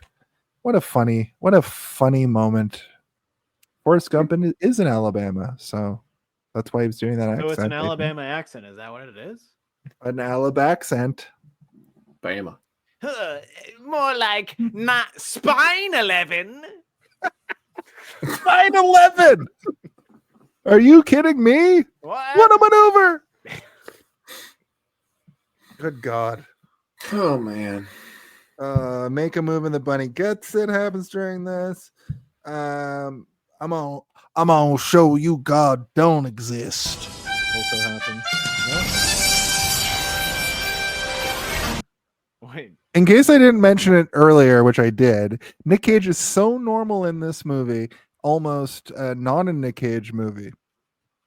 I just wanted to bring that up again. I wrote that on my notes right here. Haha, he slaps the gay guy. That was funny. Right? You know what? I want to hear your thought on that, Steve. As a gay guy myself, I was trying to think of a crypt keeper thing to say. More like a queer keeper. I can't say that. So I was kind of hoping because they give him a machine gun at one point. They're like, go into the throat or whatever, and he was like, can do. I'm like, all right, well, fine. He's gay. He's in a dress. He's going for the throat, and you don't really see him in an action moment. I kind of was hoping that you would get like an action sequence of him in the skirt and just like really flexing hard, like shooting or whatever. You don't get it. And then when he does attack Nic Cage is like, and he fights him for a bit, and then he's like about to punch him, and he's like, and then he just kind of like opens his fist and like slaps him hard, and you hear him go, oh, and I'm like, I liked it. I kind of liked it because it's like, he is littler than you, but he's not a woman. You could have punched him. He could have, and he's not trans. It's not. There's nothing going on here that is like changing the rules of what's going on. And even if it was a woman, you could still punch her too. She's got a gun on your ass. Like punch. I don't know how I feel about it, is what I should say. Like it's a weird thing, but I like that Nick Cage thought about it first. Like he was at least. Like, I think Yeah. I don't know what to do, so he just like slapped her hard enough that she fell to the ground. I don't even think it was I don't know what to do. I think it was like I think this was this movie's idea of being progressive, but in like a I don't think that this movie is miscalculated progressive at all. way. Me Yeah, it's either. I think definitely this not moment progressive. If this movie was progressive, that character would not exist. They would, Would be a not different type exist. of character. Yeah, yeah, but that character exists even in like modern prison. not in a movie where they're in a fucking Con Air situation. Don't Listen. fucking worry about it. All right. I burped a little. Finally, Malloy does not fire. I wrote, we got a final battle incoming. There's like a couple final battles. The Game of Woman- Thrones begins. The woman cop knocks out Cyrus. They're going to land in Vegas. So, okay, let me get us back on track. Poe works to stay close to Cyrus, attempting to keep the prisoners in check, and helps the guards without revealing his true allegiance. Fun fact, Cage personally handled much of the stunt work, particularly in close quarter combat scenes, to maintain the film's adrenaline-fueled pace. As chaos unfolds, Poe and Cyrus engage in a showdown in the plane's cargo hold, a tightly choreographed fight scene. Poe ultimately gains the upper hand. Fun fact, this scene required careful choreography with Malkovich and Cage rehearsing extensively to make the encounter realistic and intense. The plane crash. Final descent into the Las Vegas Strip. The hijacked plane, now damaged, spirals out of control and crashes dramatically onto the Las Vegas Strip. Fun fact, the scene with the plane crashing on the Strip was a logical feat involving closed streets, miniature models, and real explosions, which I wanted to like bring up with you guys because They also use it real looked miniature awesome. people. Real miniature people, little army men. I thought that this whole sequence going in, like them going into Las Vegas, it was obviously like the Las Vegas skyline, but as they're coming down onto the street, it looked very realistic. It looked very cool. The green screen effect that I was like making fun of earlier is kind of like absent from this. Hey, And you I didn't thought you didn't make fun of it earlier. You just called it sort of like janky. And you know what? You're right. It is janky, but it's not bad. It's not. It doesn't ruin the Right. movie for me at all. There's not a No. single Not from shot in this movie that I'm like, 1997. "Ugh." Yeah, Not I'm from like, kinda like, hey, 1997. 1997. I remember this shit. I love it. But all my brain was doing here was like, well, in the last movie we watched, he exited in a body bag, and now he's re-entering in a fucking Con Air. So what a great two Con movies to Air do in a bag. row. He's like, "Fuck off from my Con Air bag." It's a giant stuffed rabbit. Yeah. I really enjoyed this landing sequence because Swamp Thing is like, I don't know what to do. We got one engine out. We're going in. We're gonna fucking. And isn't it perfect that as they land, like nobody gets harmed until they crash into the fucking casino. Like I think my favorite thing about this entire sort of like last home run stretch is that Swamp Thing immediately starts driving a fire truck. It's like not only can he drive a plane, he also knows how to fucking drive a whole ass fire truck, which, as far as I know, is harder to drive than a regular truck. Like it's so long. It's such a long thing. Like it's probably hard to. You can't just hop in there and know what to do. I also had a side note that I want to ask you guys about. This is sort of like more of a broader question or like a broader feel. I think that this movie reminds me of an era when you would watch a movie and then have to go to bed after. And I think there were a lot of movies in the 90s because we were all kids in the 90s. No, stay with me. Okay, yeah. This movie reminds me of the era when the whole Saturday night or the Friday night, you're either at a sleepover or you're watching a movie with your parents or whatever. And then they're like, okay, the movie's over and you have to go to bed. When you're an adult, you just watch movies. You just whatever. You can fucking chain together 24 hours of movies if you want. But this movie reminds me of, to go back to our brief history, it reminds me of an era when I was between 9 and 13, when I was between 9 and 11. And directly 9 and 10 directly after the movie. No, it's like, okay, that's an era between 9 and 11, 10. That's the era. Yeah, perfect. You would have to go to, like, your parents would be like, okay, it's time to go to bed now. And I just had a revelation that was Your like, parents were like, Okay, Jason, it's 9:11 now. Go to bed. don't worry about the foreshadowing. Nothing's going to happen in 2001. Between 9 and 11. My point is that this movie really reminds me of like going to a sleepover, and then the people at the sleepover being like, okay, the movie's over, you gotta go to bed. And take the nachos. You're like, we're not done with Yeah. those. You're like, shut up. No, Your parents no more called and they jalapenos needed for to go you, to you little bed, you fuck. fat fuck. And you're like, what? I'm not fat. And like, you Joke's on you. We're gonna make a ruckus till 4 a.m. Yeah. And you're like, But, shaking the See, foundation I for remember it. watching this on like a Friday or Saturday night, specifically watching it on Saturday, and it finishing around midnight. And do you know what CBC was airing at midnight on Saturdays that summer? SNL. Tales from the Louis. Crypt. Tales Okay, from the yeah. crypt. That's Me? exactly what I'm Oh my talking about when I God. say Yeah. CBC for some It's reason nostalgia. was running Yeah. this episode of Tales from the Crypt about a haunted abortion machine or whatever the fuck. I want to go back and find that episode. Have you ever wondered what it would be like to find a haunted abortion machine? It was an HBO show, which is the craziest part, that CBC was like, let's get the rights to that R-rated let's do TV that show and episode with show the it haunted at abortion 1 o'clock in the machine. morning. Like, what is an abortion machine? It's like, Wouldn't you like to It's filled find with out? ghosts. It's also got a weirdly, like a This could go haunted in a abortion weird machine direction. has Okay, a weirdly ghouls and anti-abortion ghouls. message. Yeah. Anyway, All right. I just wanted to say that because I was thinking about it. No, good point. I would like to bring something up too, which you touched I on love it. very, very briefly, Jason. And that is how nobody dies when this plane crashes on the strip. I would like to see them just take out hundreds of people in this crash. Just It takes just changes. It's just crushing cars in the street, throwing people aside. imagine they it land would've- in like Times Square in the same sequence, and they just take out Times Square at New Year's. Because The Las only thing that Vegas stops is the like plane is that. the ball dropping on it. It keeps going like, and it's like, and everyone's Dick like, Clark's losing his shit. It fucking stopped. And instead of, the other thing that it crashes, and I guess it hits every spring-loaded fucking jetpack machine that ever existed, where like Exactly. only $100 bills are being shot into the air.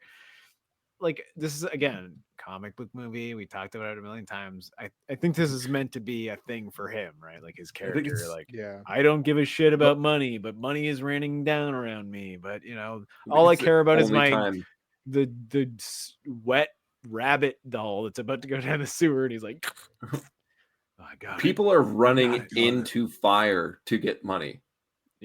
Yeah. That's true. We can let that breathe I think for it's a moment, pretty because great. that's absolutely what happens. When that money explodes, they crash into that casino and the money explodes. I was like, this is sort of a metaphor for what's happening, but also why does this plane not hit anybody while landing? And now you have people like losing their lives for a 20 or 100 or that's as high as it goes. I was also really. kind of like struggling with what the metaphor was supposed to be for a bit. I was like, what is this? Careful. What is this? You're giving the movie too much credit. Well, I know, but I mean, there is one, but it's like, it's a weak one. Remember when Charlie Sheen in 2014 was like, duh, winning? That's the metaphor. You just shut everyone down. No, Tiger's it was shitting. We've done shitting porn now in hell as well. By the way, Jason, we looked at your fucking internet search history or internet search creepstery. We know about your poop fetish. I like the fact that the Crypt Keeper was a prominent feature on Oh, this call episode. me the shit keeper now, Jason. I liked it better when you were like making like bone puns, but now he's just poop and shit puns. Nick Cage saves the day, but he doesn't. The good guys win, but do they? what happened to Cyrus? Oh, we immediately get a scene. Because there was like Cyrus gets knocked out by the lady cop, and then he disappears for a while. There's even that moment where I forget who it was. Is like, Cyrus, wake up! Cyrus, wake up! He doesn't. But then it just cuts to, the machine exploding money, and then we get that head pops out from underneath like a fucking like do do do do do do do do do do. I'm like, oh, he's a fucking Goomba. He comes out from underneath the airplane and escapes. But the even more ridiculous scene is that it must have gone on for a solid 2 minutes of them being like, we did it, we win the day. It's too much. And they look over and Cyrus is literally like this. Getting away on a fire truck, and then they just show Swamp Thing driving. Swamp Thing driving was my favorite part, where I'm like, yes, not only can he pilot a plane, but he can pilot a fire truck too. Was he a fireman before he became Swamp Thing? How did he get that name? Drowning people in swamps. Yeah, probably. I think he just drove. Definitely want to know more about bush Swamp Thing. planes. He just drove bush planes in swamps. Probably. He probably where he got his start was probably on those fan boats where he's like going through like the Florida swamps and those like weird. Oh, fan definitely. boats. Yeah, that's why. And then he like killed like a few people. He got the name Swamp Thing, but he was so good at like fan boating that they're like, would you like to pilot a bigger boat? And then like the bigger boat just kept going and going and going to the point that he's like, now I know how to fly a plane. And then he's like, we need a bigger boat. And then he gets eaten. You know that part where like Dave Chappelle is talking to him and he's like, yeah. And like everything he says is just yeah. And like it kind of like escalates. But the last one is like Dave Chappelle being like, it always blows my goddamn mind how much you inbred white people know. And then he goes, yeah. He's like, you're also proud of that one too. Like, you're like, yeah, okay. This just in. My wife Madison would like to wish Ben a happy birthday. Oh, well, thank you very much. I am old now. A happy butt birthday because you were birthed from a butt. You were born in a swamp, the swamps of Tantalin. Just kidding. Jesus. Happy birthday. Happy Happy birthday. Because everyone barfed when Right, you were that was good. born. Benjamin Button. See, that just hurts. Button syndrome. Happy syndrome day. Are you aging backwards? Happy or Syndrome Day.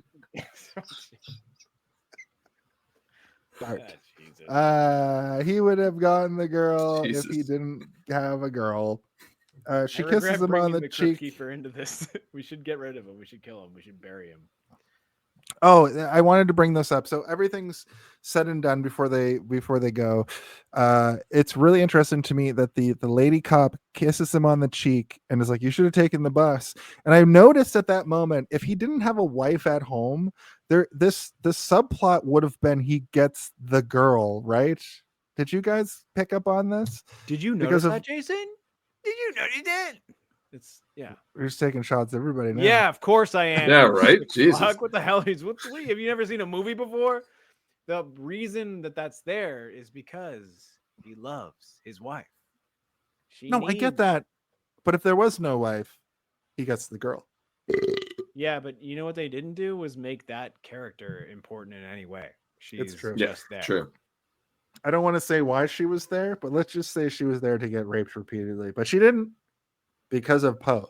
Stopped it. But you know what could have been better is if she had any other agency in the movie other than just being there to be chained up. Yeah, she was just a plot device. As a piece of meat for that one character.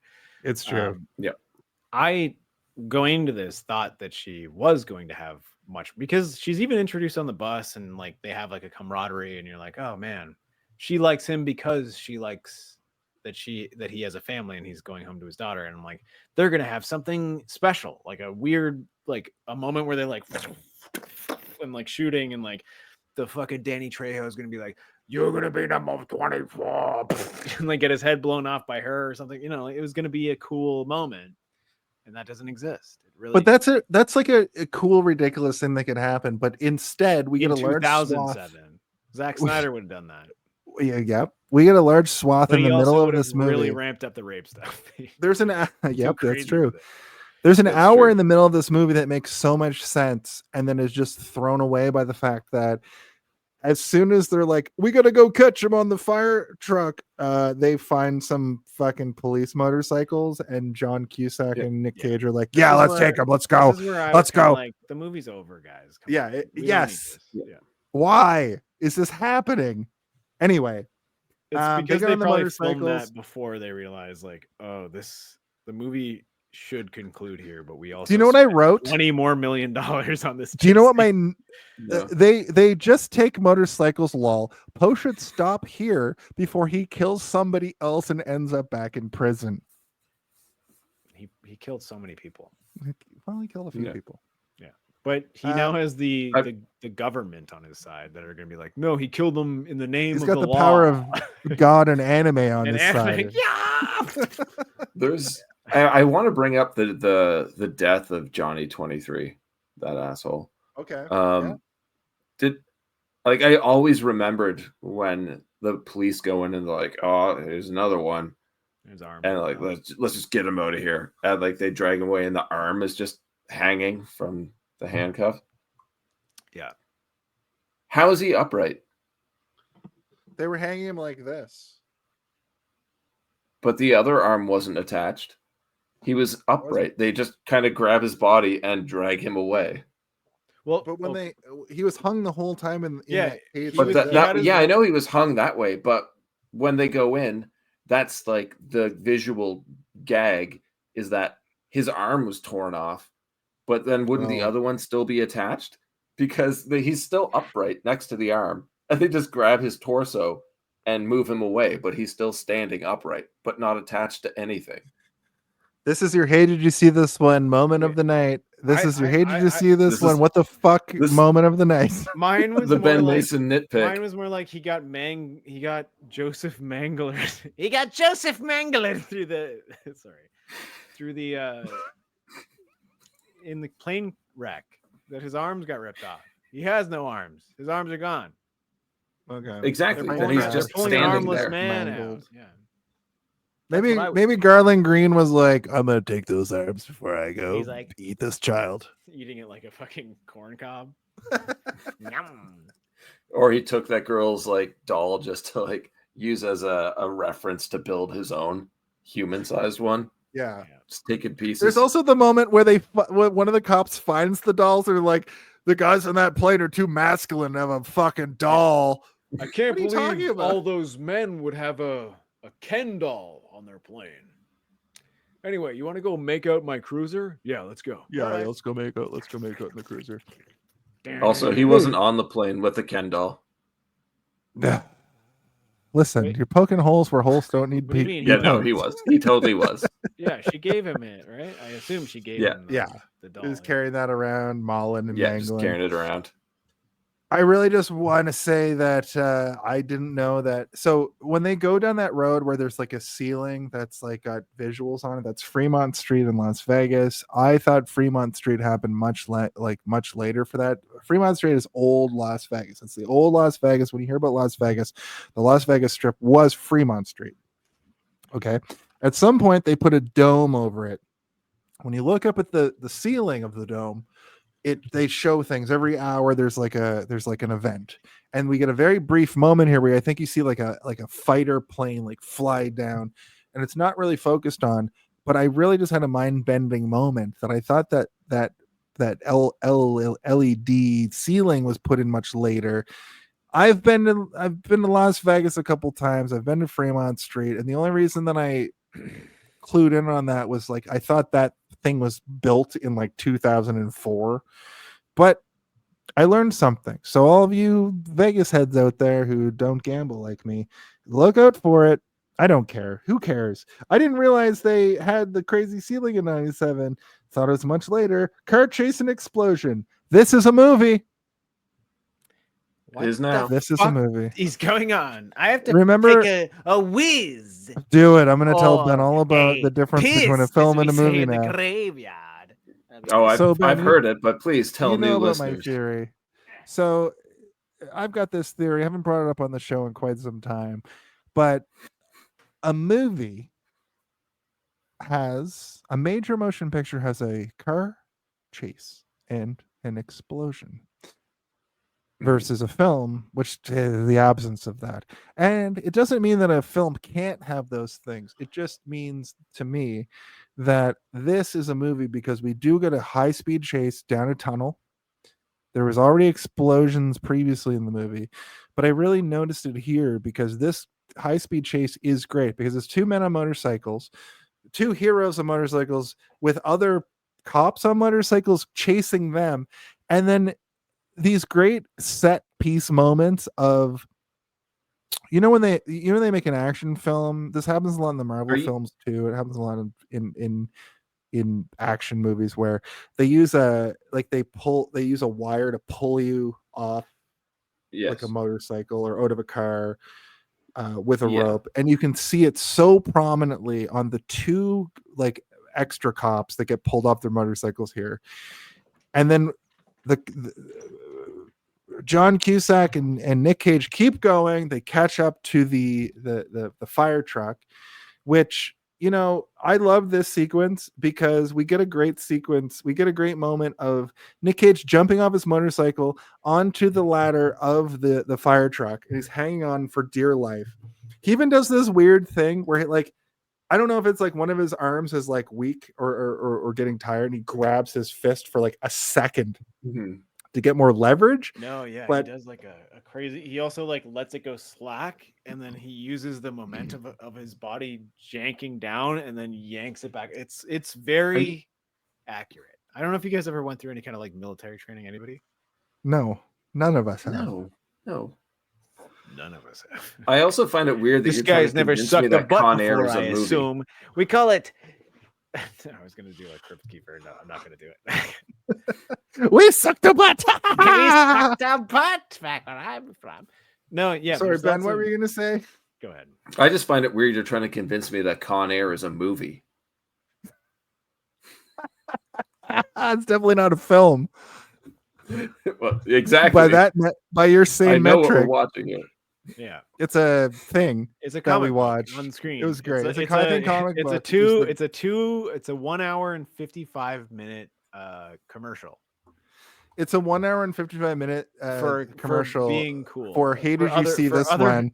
No, where no, we it talk is- about it no, for no, no. 4 straight hours. No, what it is For it's some a, reason. it's a 1 hour and 55 minute commercial for like what movies should aspire to be in terms of like everything that they put forth in terms of movies. Except for like, long drawn out sort of like Bad Boys. Listen. Like they don't have let me finish this off here. I'm gonna finish this all right, off. all right. Oh, Chucky! Sorry. Where's Jason? I never hear from Jason anymore. Jason. What do we even call? He's here. He's always here. Anyway, I mean, if I've seen a Voorhees movie, I know that behind those fucking plaid curtains, there's a Jason Voorhees waiting for us. you can see his legs. Yeah. Look. I do like this moment where Cyrus the Virus has like a fucking fireplace poker sort of thing, and they're stabbing down, and Nic Cage grabs it, and this effect to stab him through the leg is the worst effect I've ever seen, but also it's very effective for me to believe that he is incapacitated, I guess is the silver lining of it all. Ben's left. Jason, I think we all agreed that to call out the bad CGI stuff in this movie is foolish. Don't. It wasn't CGI. It was practical. I'll be right back. Stabs up, and it goes through his leg. And leg. Yeah. Well, I mean, it looks okay. It looks good. It looks gooey and nasty. It was gooey and gluey. They tussle on the fire truck. But there is no sort of like leg movement being like, "Ow, my leg is being." If it was a Verhoeven, they'd have like a jig at the top with like a thing like making the leg go like like it would be like yes. You're absolutely correct. You're right. Yeah. It was a really interesting stylistic choice to do it that way, but like I got what was happening. And just for measure, I was sitting at my desk watching this on my lunch break, like going like this. So it did get the effect out of me. I think that there's going to be a moment where we all agree that the the tunnel moment is like, it didn't need to be there. Like the movie could have just ended. It would've been fine. This movie ended when they crashed into the fucking casino, my guy. Yeah. Anyway, I mean, I do really like John Malkovich being like like water gunning them. Like that's pretty, the water gun effect of them being blown off. Actually, I forgot that was why they were being pulled off. When you went to the bathroom, I was like, they get pulled off with, like in an action movie where like it's clearly a rope pulling them off of the thing that they're getting blasted off of. But it was the water gun. I agree. I think we all agree. This last stretch doesn't need to be there. That could have been, like their idea, and like we built all this shit. It's like, you know what? Fuck it. We're gonna leave this to another movie, and then they put like another script down, and then it'll be like another movie, and that's where it starts, is like a weird water gun fight. like have that be for another movie, because like you don't need it in this. The sequel about trying to find Garland Green calls back to this as the beginning of the movie. I think would be a great way to start it. Poe saves the rabbit. The Mauler escapes. Are we supposed to like, oh, he didn't eat the child, so he's good now? So dumb. Nope. I already talked about that. Reunited feels so good. How do I live without you plays. This stupid movie made me cry. So after Jason cried when they got reunited, I bet. Is that what happened? So at the very end of the movie, we get a weird sequence that I'm not even sure how this happens, but Cyrus the Virus gets dumped, like almost like the end of Ninja Turtles fucking 1 and 2. He gets dumped off the back of the fire truck and put under like an atom smasher or some sort of head destroyer. I don't even know how that happened. I'm glad. Okay. They crash and he flies off and he lands and he goes into a it's like a perfect it's like if you were to throw a dart across an entire bar and you hit the bullseye, like that's what I hate the R word, but come on.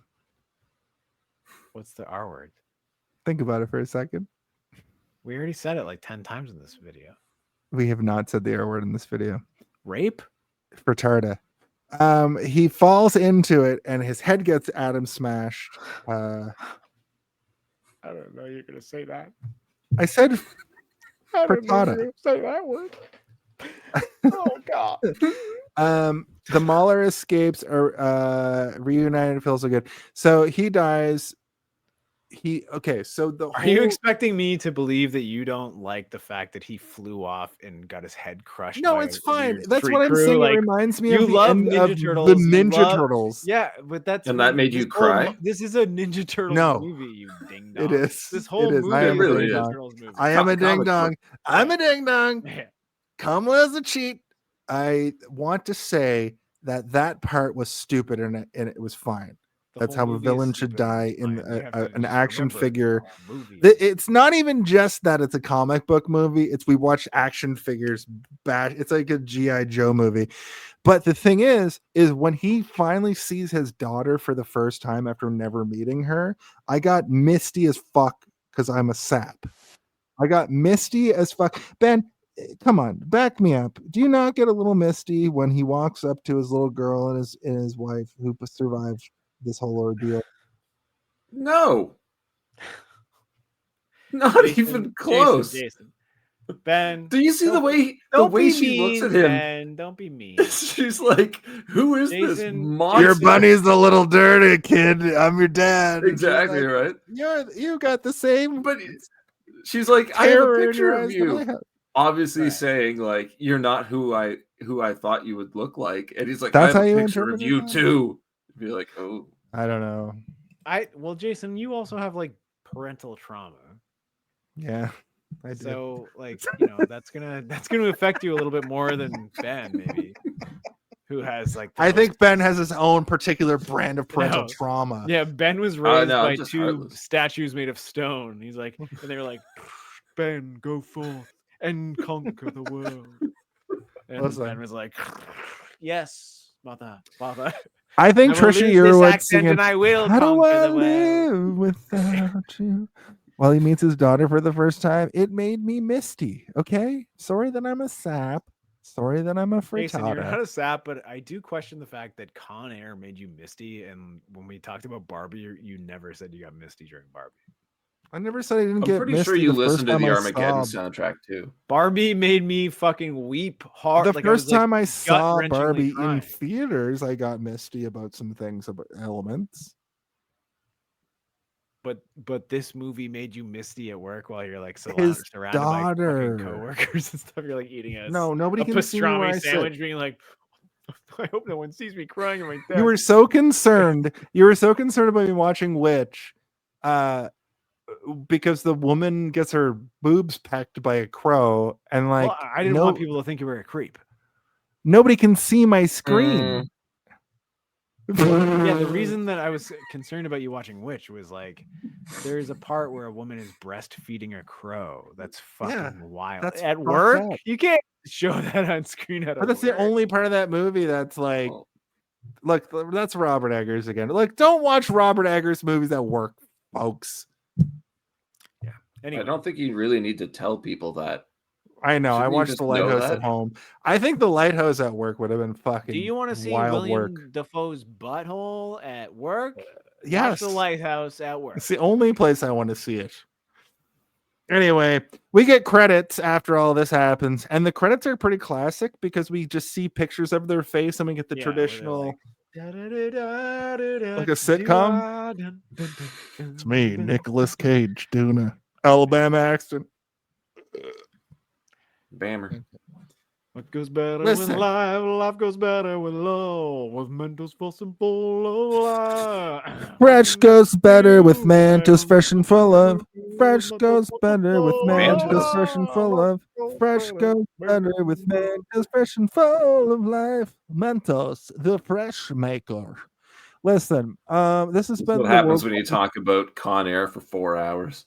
Yes, you're right. Ben, thank you for being here tonight. We still have a half hour of content. Let's do you guys want to say anything else about the end of this movie? Because I think we covered it. I was just waiting for that stinger at the end where like it cuts back to that weird little refinery place and you see Cyrus's hands like clench into a fist and come up and he just comes back as prune face. He comes back as super shredder. That's Super not, prune And face. also there is that scene where the Garland Green just like is gambling and he's just I was about to say sequel that in a so- better way than you said it, but that's what I was gonna say. Well, say it the way you wanted to say it.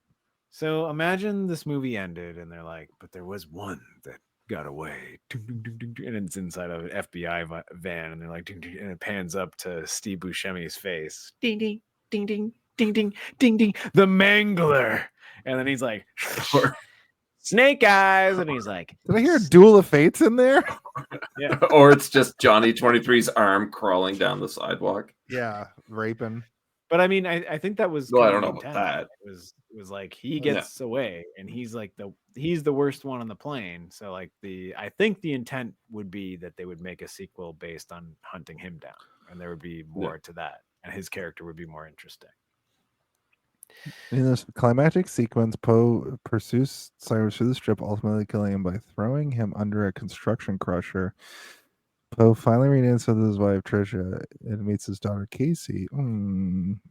Baby survives.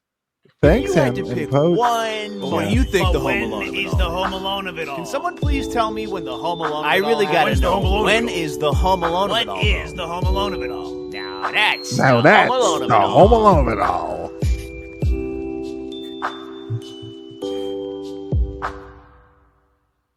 Fun fact.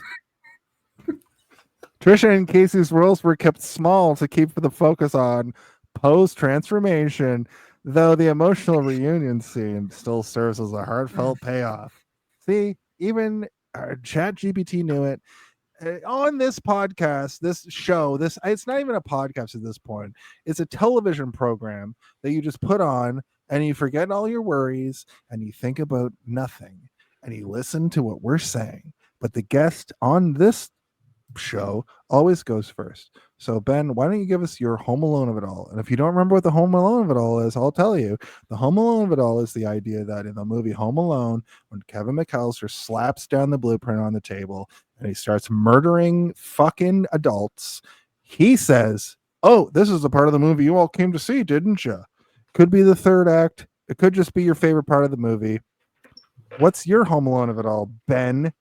Whoa, Jason, I didn't mean to upset you that much. Jesus. Yeah, right. You didn't. Jeez. I love you guys. I love you guys. I love you guys. I just did that for effect. I love you guys. I thought that would be as you were saying that, I was like, how could I reinterpret this as the Crypt Keeper? I'm like, Kevin McCallicasket comes in from the ceiling. yes, board.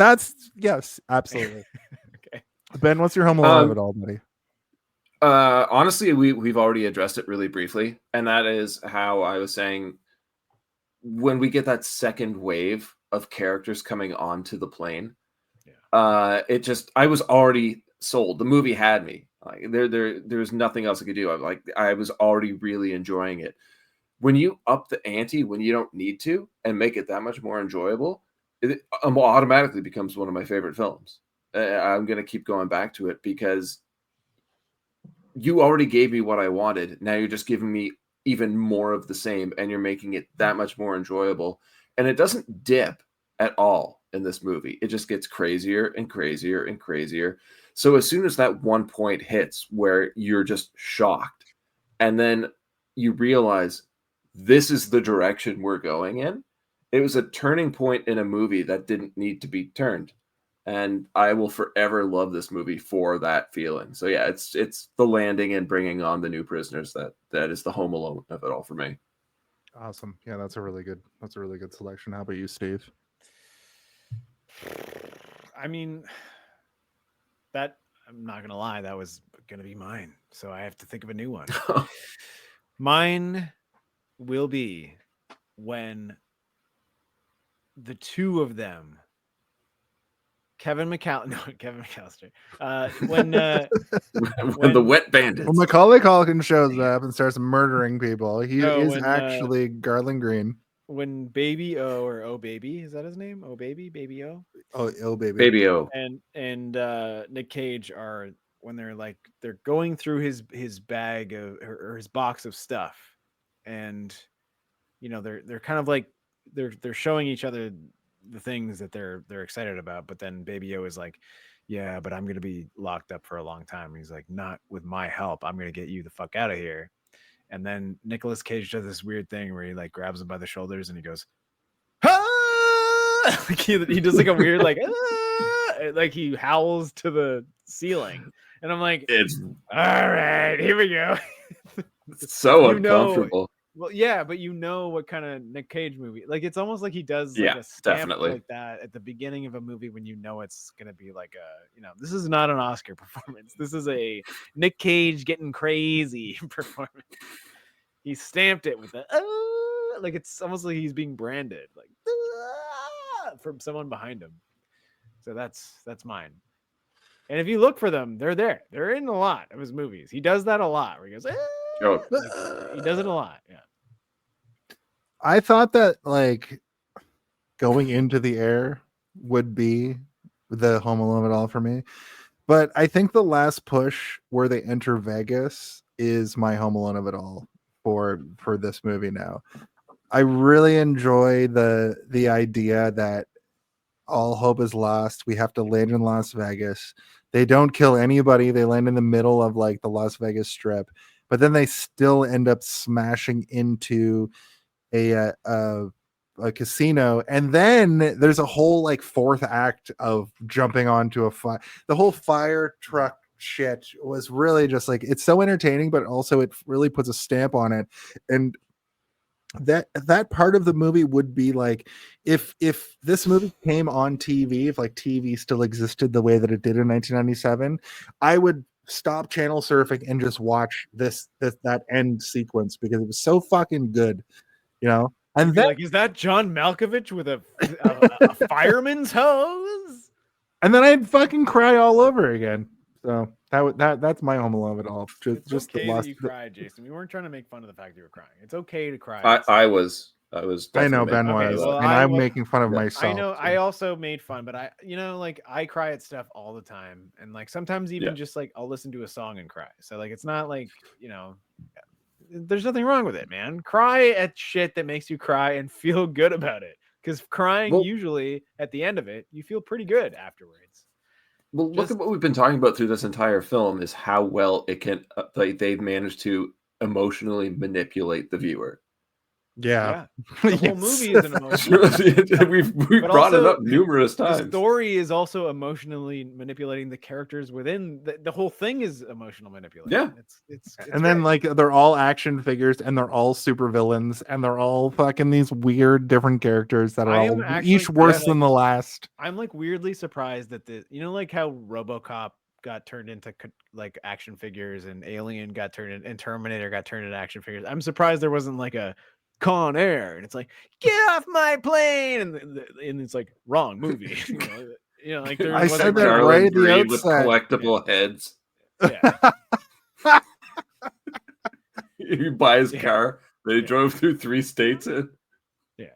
You He's can put Johnny 23 in his Johnny little cage and his 23 arms tattoo pop comes up. with Johnny 23 and there's a kid being like The I have water 24, reveal tattoos. Mom, 24. Yeah. Oh, Oh my goodness.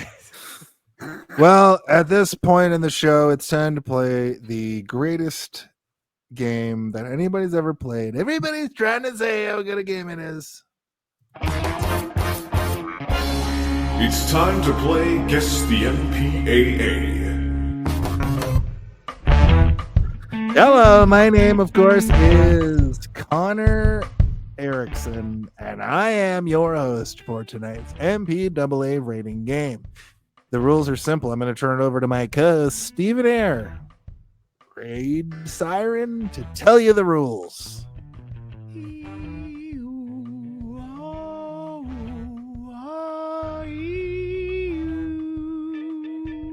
I'm a siren, motherfucker. Come to my rocks and let me tell you about it over here. So, we got a game. You got to guess between 0, 0, 0, and 9, 9, 9. Those are the numbers that you can and will guess against. 0, 0, 0, 9, 9, 9. If you guess outside of those perimeters, you will be killed. But Jason's going to give us 2 other numbers that go before those. So, Jason. It's real simple. The MPAA certificate rating is a rating that's given to every film when a rating is given to the movie, whether it be rated R, rated PG-13, whatever. That doesn't matter. I'm going to give you the first 2 digits. Those are inconsequential. This week it is 3-5. All you have to do is tell me a number between 0, 0, 0 and 9, 9, 9. Ben, please tell me the MPAA certificate rating number for this week. 14. 35014 is incorrect. It is higher than that. Steve. He said, which makes me think that he's going to say much higher than that. So I'm going to go with 8, 8, 8. It is not 35888. It's much lower than that. Ben, your second guess.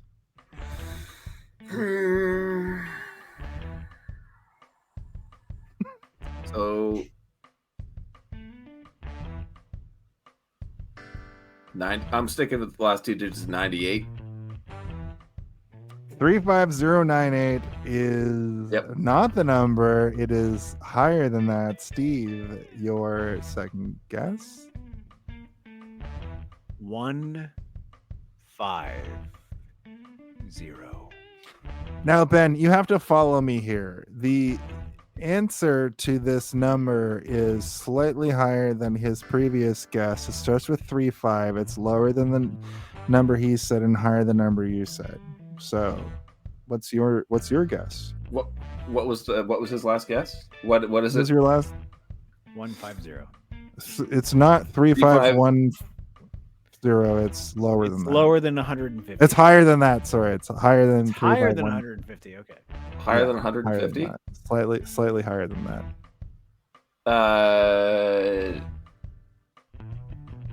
216. Steve, for your final guess, it's lower than that. 1, 7, 7. Ben, slightly higher than that. Wait. 193. Okay, so here's what happens. Here's what happens now. Since neither of you got it correct, I'm going to allow you to both cash in and find out if you are able to have another guess. All you have to do is find out the gross box office that this movie made, highest without going over. I will tell you, because it is it's a 3-digit number, but it is sort of a weird, like, how could you know? It's a 3-digit number higher than $200 million. So Ben, higher than $200 million. Higher. What? You can't say it's a 3-digit number that's higher than $1 million. What the fuck No, I said, did you just say? I said it's higher than 200 million. 3-digit number higher than 200 million. Highest without going over gets. Okay. So it's another it's guess. within the Okay. millions. Yes. All right. So it's a 6-digit number. You ding dong. No, I'm talking about. Well, it is a 6-digit number. Yes, you're right. You're right. I'm a dummy. I'm an idiot. I'm a dummy. So you want like a 100 million? 50, Well, that'd be right. Yeah. That's So it's a It's higher than three-digit in it's the higher millions, than but it's not 200 in the million. billions. Yeah. So that's a 9-digit number then. Yes, exactly. It's higher than. Sorry, I got confused. It's higher than 200 million. I also fucked it up. Yeah. Okay. All right. Guess with it. Thank Thank going God Ben's here to clean. At least they call him the custodian. He's like, you guys don't even know how Christ. numbers work. This is why it's good. Oh, here's Tim. Here's Tim to tell you all about it. Best game. All right. All right. Who's going first? We only have to guess the three. Tim- I guess it's Ben. I'm gonna say 350 million.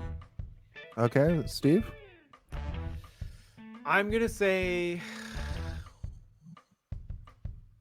Did you tell us the budget, or did you not tell us the budget? I can't remember. No, it's over $200 million. It's over $200 million. Yeah, highest without going over gets it. And you said 300? Yeah. 350. 350. Okay. Is that close or far? I'm not going to tell you. I have no idea. All right. Well, I mean, I could pull the old prices right. All right. You could. That would be absolutely fine. I'll go 220. Well, Ben, you went over. Steve, you get one more guess. Oh. I don't remember what the other things we guessed was. You said what? So 3.5. You said 193. And I was over or under? Well, I can't tell you that, but that was your last guess. You can't tell me that? Okay.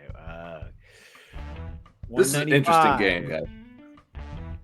Yeah, it really relies on you 195? remembering things. Yeah. No. Sorry. I feel like we need like 12 other people to like navigate this game where Jason is just like, you guys aren't knowing what you're doing over here. You have to turn the music way up.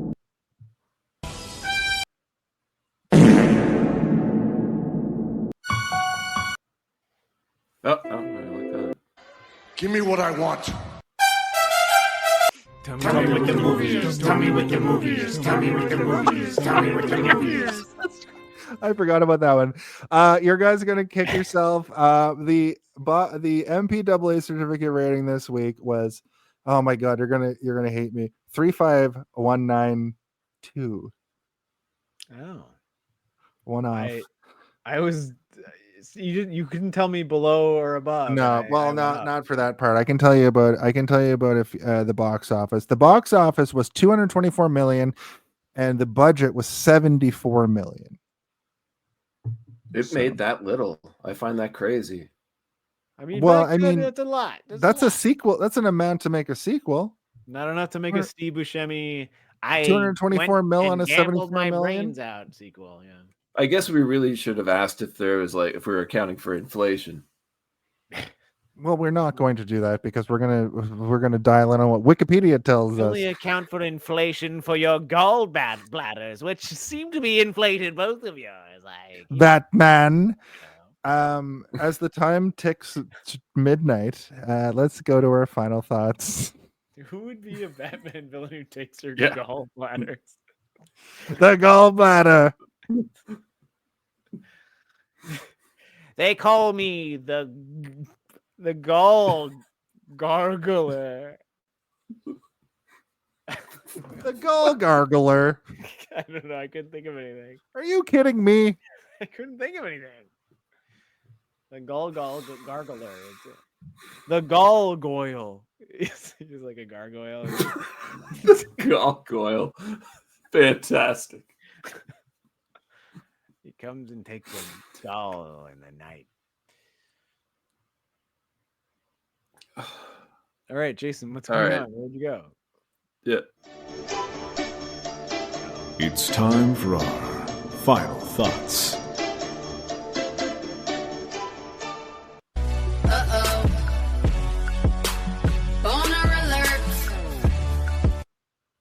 That wasn't me. My hands are up here. Yeah, I did that. Hello, Ben. You are the guest on this episode. I have to ask you about your final thoughts. And if you would like to give it a rating, you can do that if you want to give it a rating that's out of 5 or out of 10 or a thumbs up like Ebert or a thumbs down like Siskel. Now is the time for you to have the floor. Guest. What can you really say about this movie other than it is just a blast? It is way too much fun. We don't get movies like this anymore, really. If we do, like very few and far between. I think you could only really compare it to some of the later Fast and Furious movies. It is a joy, and I loved revisiting it. As I say, I do multiple times a year. You never see a cast this stacked where everyone's having so much fun and given, for the most part, equal times to shine. To a detriment to the story, for sure. But it is a reminder of what 90s action filmmaking was that we don't really see anymore. It is Nick Cage being Nick Cage. It's exactly what we want. Malkovich completely catches me off guard. Steve Buscemi shines. Everybody is great in this movie. And it's one of those films that you don't just watch, you want to talk about it while you're watching it. So it's not a movie to watch alone so much as it's a movie you want to watch with friends, or at least chat with friends afterwards. A high recommend for me. I'm so happy this movie exists. This was a great year for Nicolas Cage because we got this and Face Off, which I would recommend doing a double feature of. But it's, how do you rate this movie? Because it's far from perfect. It's just really enjoyable. So I don't know if I were to give it like a ranking on a scale of 1 to 10, it would be a strong 6.5. You can't give it any less than that. Giving it more is a little too gracious. It's pretty cringy at times. It doesn't really hold up to today's standards, but it's a 1997 action movie. What do you expect? One thing I really, really want to hear about this is a commentary track, because I feel like there's a lot that went on behind the scenes that we don't know about that would really add to the appreciation of the film. It's fun. The music is great, as we've covered. The writing is disturbingly good, as we've talked about emotional manipulation of the viewer. That should never be able to happen with a movie of this caliber. But no, 6.5.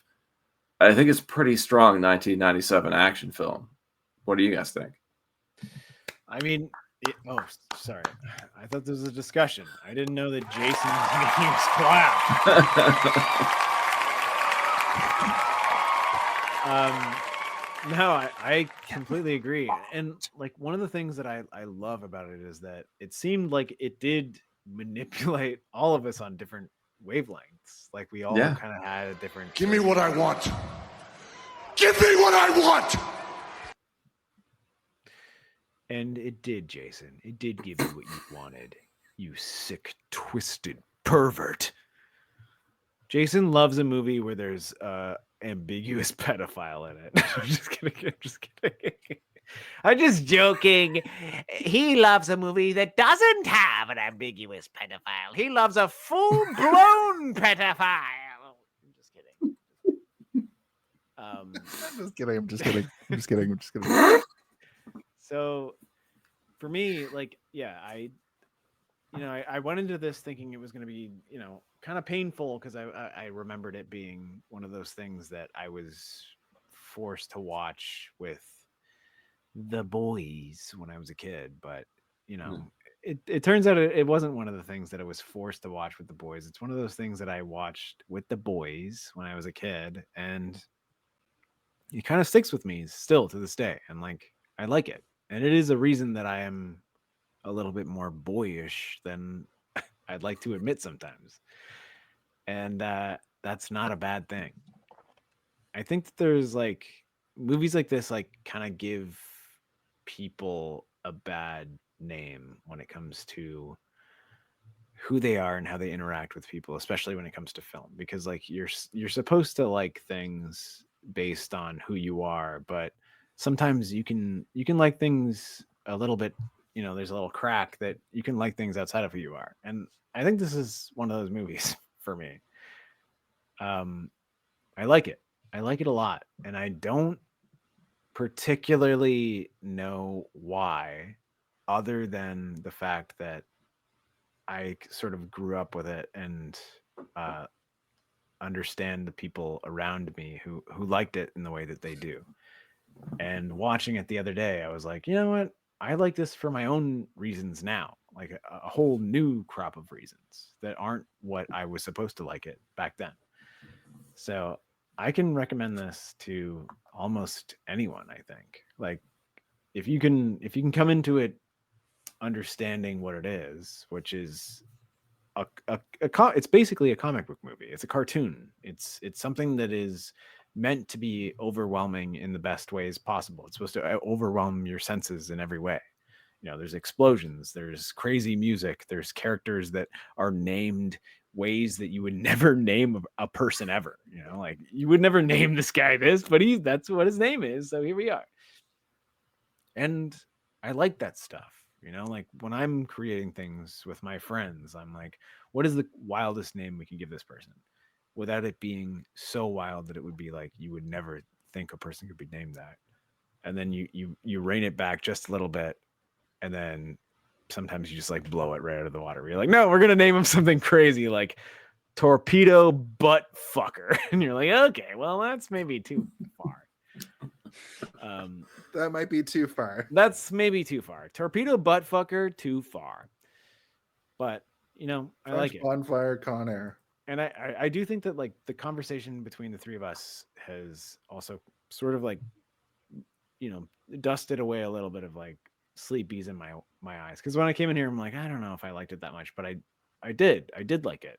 So I was like, I liked it enough that I can talk to you. And like you guys talking to me about it dusted it away even more. And I realized that like this is a good movie. It is, even though there's like weird stuff that happens in it that is super problematic and gross. You understand that it was made in a time where a rape scene is supposed to happen during an action scene, and a gay man is supposed to be really offensive and run to put a dress on. But like those things can exist in a movie where there is a plane that needs to get all the convicts into the sky. That sounds flippant, and it sounds like I wasn't being serious, but I am being serious. I'm sorry. I definitely heard sincerity in that for sure. I like it. I like it a lot, and I recommend it to everyone. But if I had to give it a rating, I would say let everybody on except for the man who demands that he be left on with a gun, because that guy is straight as fucking. He needs to get the heck out of here. Get out of here. And he's probably got a wire on. Yeah.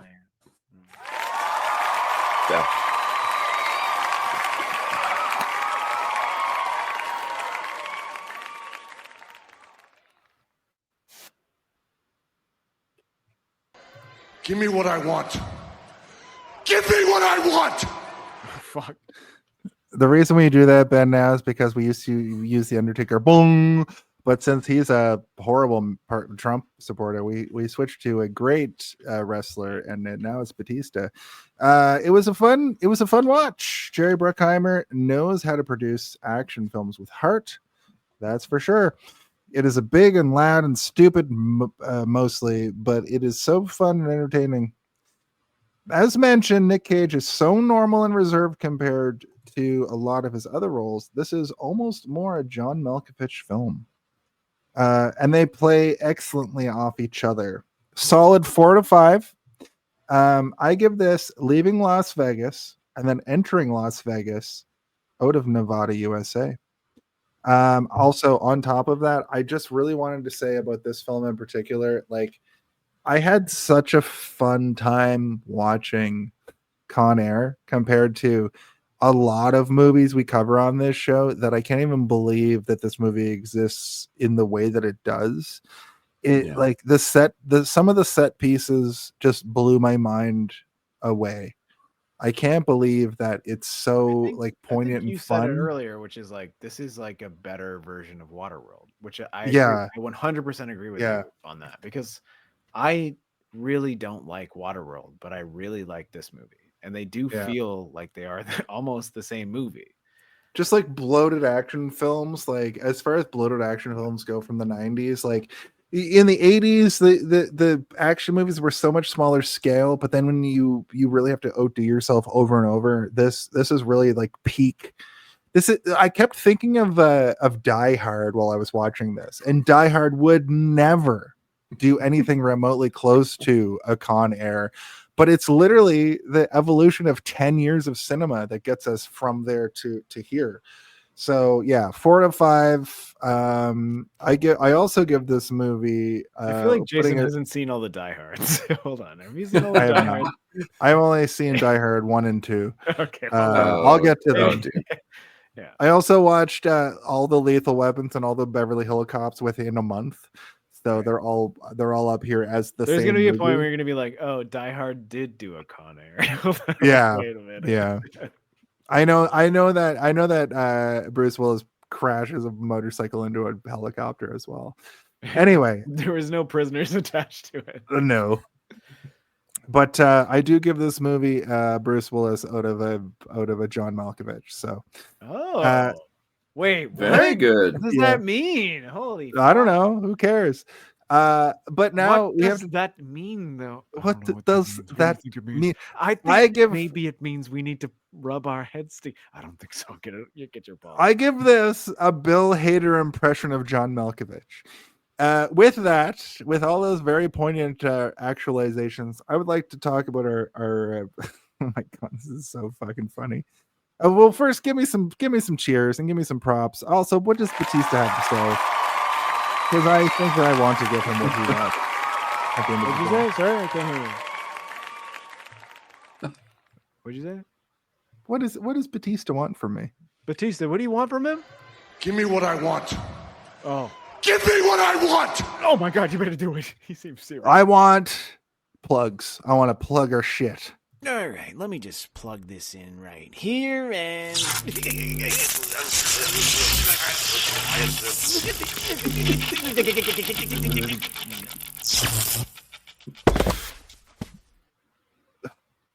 That's right. This is the segment where we plug our shit. Ben, what do you have going on right now these days? Please plug it. Please tell us everything. Honestly, not a whole lot on the go right now. We recently did a Halloween episode of our podcast, the BS Bargain Bin. You can find that on YouTube and bsbargainbin.com. Anywhere you're catching any of your podcasts, really, you can find that. We have been on a bit of a hiatus. I've been incredibly busy with working in television and film myself. So hopefully we'll get things up and rolling again. We've got a few ideas on the go, and we're really looking forward to getting that back rolling again. But we've got quite a few episodes that are honestly hilarious to listen to. So I highly recommend checking it out. But yeah, that's BS Bargain Bin for right now. Well, thank you, Ben, for coming on. You're always welcome back. I'm going to Johnny Carson you, of course, as always. Please come over and sit on the couch with us. I love you. You're one of my best friends in the world. Happy birthday.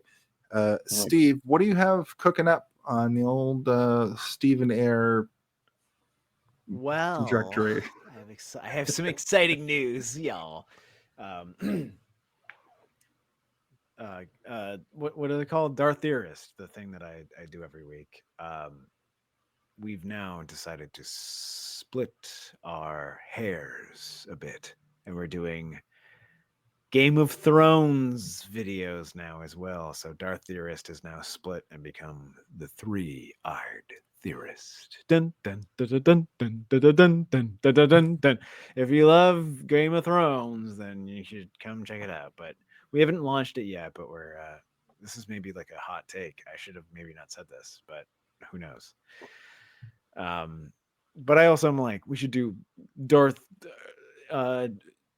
Arkham Knight, Darth, like Con Air Theorist. Yeah, Con Air. We could do a Con Air. What if, Steve Buscemi was actually a pedophile? We could make Jason's dreams come true. Okay. You said it, not me. Anyway, yeah, I'm also doing the true crime stories, the submarine thing, a bunch of stuff. Yeah, it's all there. It's all there in my profiles, which is bobablackfly.com/get it. Awesome. /fight me. Thank you guys. Thank you for everybody that watched tonight. We had a pretty big group of people coming through tonight. We had a consistent 10 viewers. I love the fact that we can do this fucking every week and have viewers and interaction with the audience. And I would just like to tell everybody about a little podcast that goes live each week at 8 p.m. Eastern on Twitch and YouTube. It's called Hey, Did You See This One? It's the podcast that you're watching right now. I'd also like to talk about our savior, Superkicked Pro Wrestling. Superkicked Pro Wrestling is a Toronto-based independent wrestling company that I announce for. And on the 29th, we're doing a show again. We had a great turnout for our zombie wrestling trifecta. 3 shows last month. This month we're doing our I don't know if I can say Royal Rumble, but if you know what a Royal Rumble is, we're doing something similar to that. It's the same thing. Is Royal Rumble like a problematic term now? No, it's just I think it might be copywritten. Trademarked. Yeah. By who? Vince and Queen Kennedy McMahon, or of course. King Charles. He's like, no, only I. And he's like, what if he comes? But it's the royal we. Yeah, it's the Superkicked Rumble. That's the event that's in November. It's on the 29th at the Great Hall here in Toronto. I'd also like to tell you guys about a third thing that I do now. His third testicle. We all knew about it, but no one ever wanted to make it a big deal before. The Super Mater Brothers podcast does a Wednesday show each week to talk about Survivor.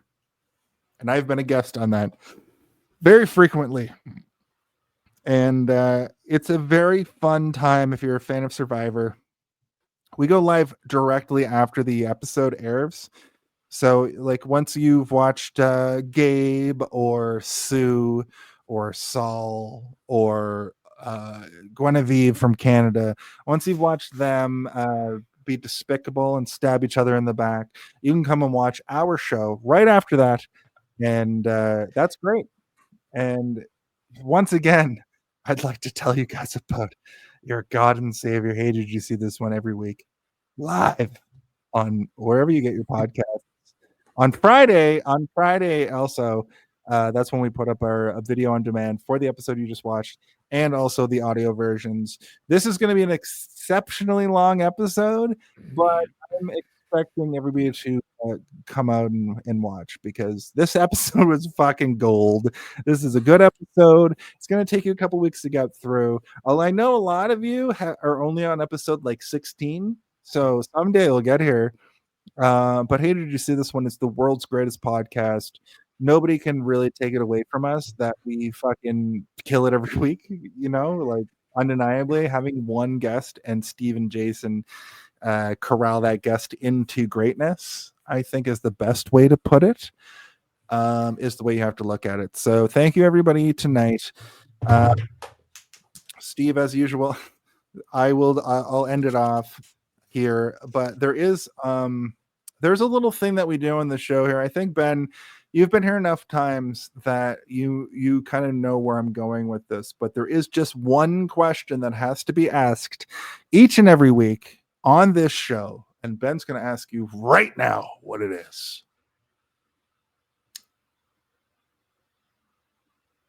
For Jason. For Nope. Steven. No.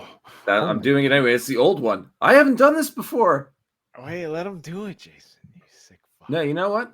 Fuck you guys. I'm going to ask you. Con Air. Have you seen this one?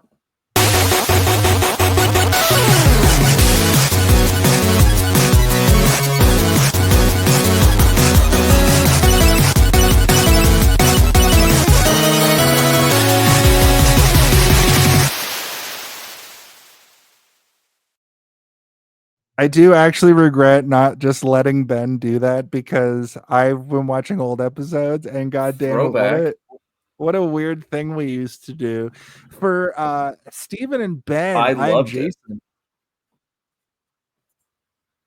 For Steven and Ben, I'm Jason.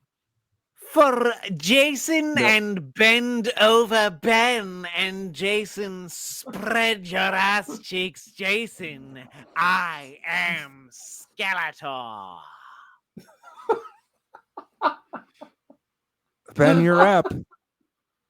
Yeah, I thought you were gonna end it there. Come on, that was pretty good. Yeah, really, you should have ended it there. With Stephen and Jason, I'm Ben. Beam up some Star Trek content with Live Long and Podcast. Tune in to X-Rated, the X-Men animated review show. Artistic interviews with graphic histories. A roundtable movie discussion with Hey, did you see this one? And movie reviews with Hold Up, a movie podcast. And while you're at it, spin a few records with Eamon on Track. Watch us duke it out on trivial debates. And let's chat about TV with the Super Mater Brothers. It's all here on the United Federation of Podcasts.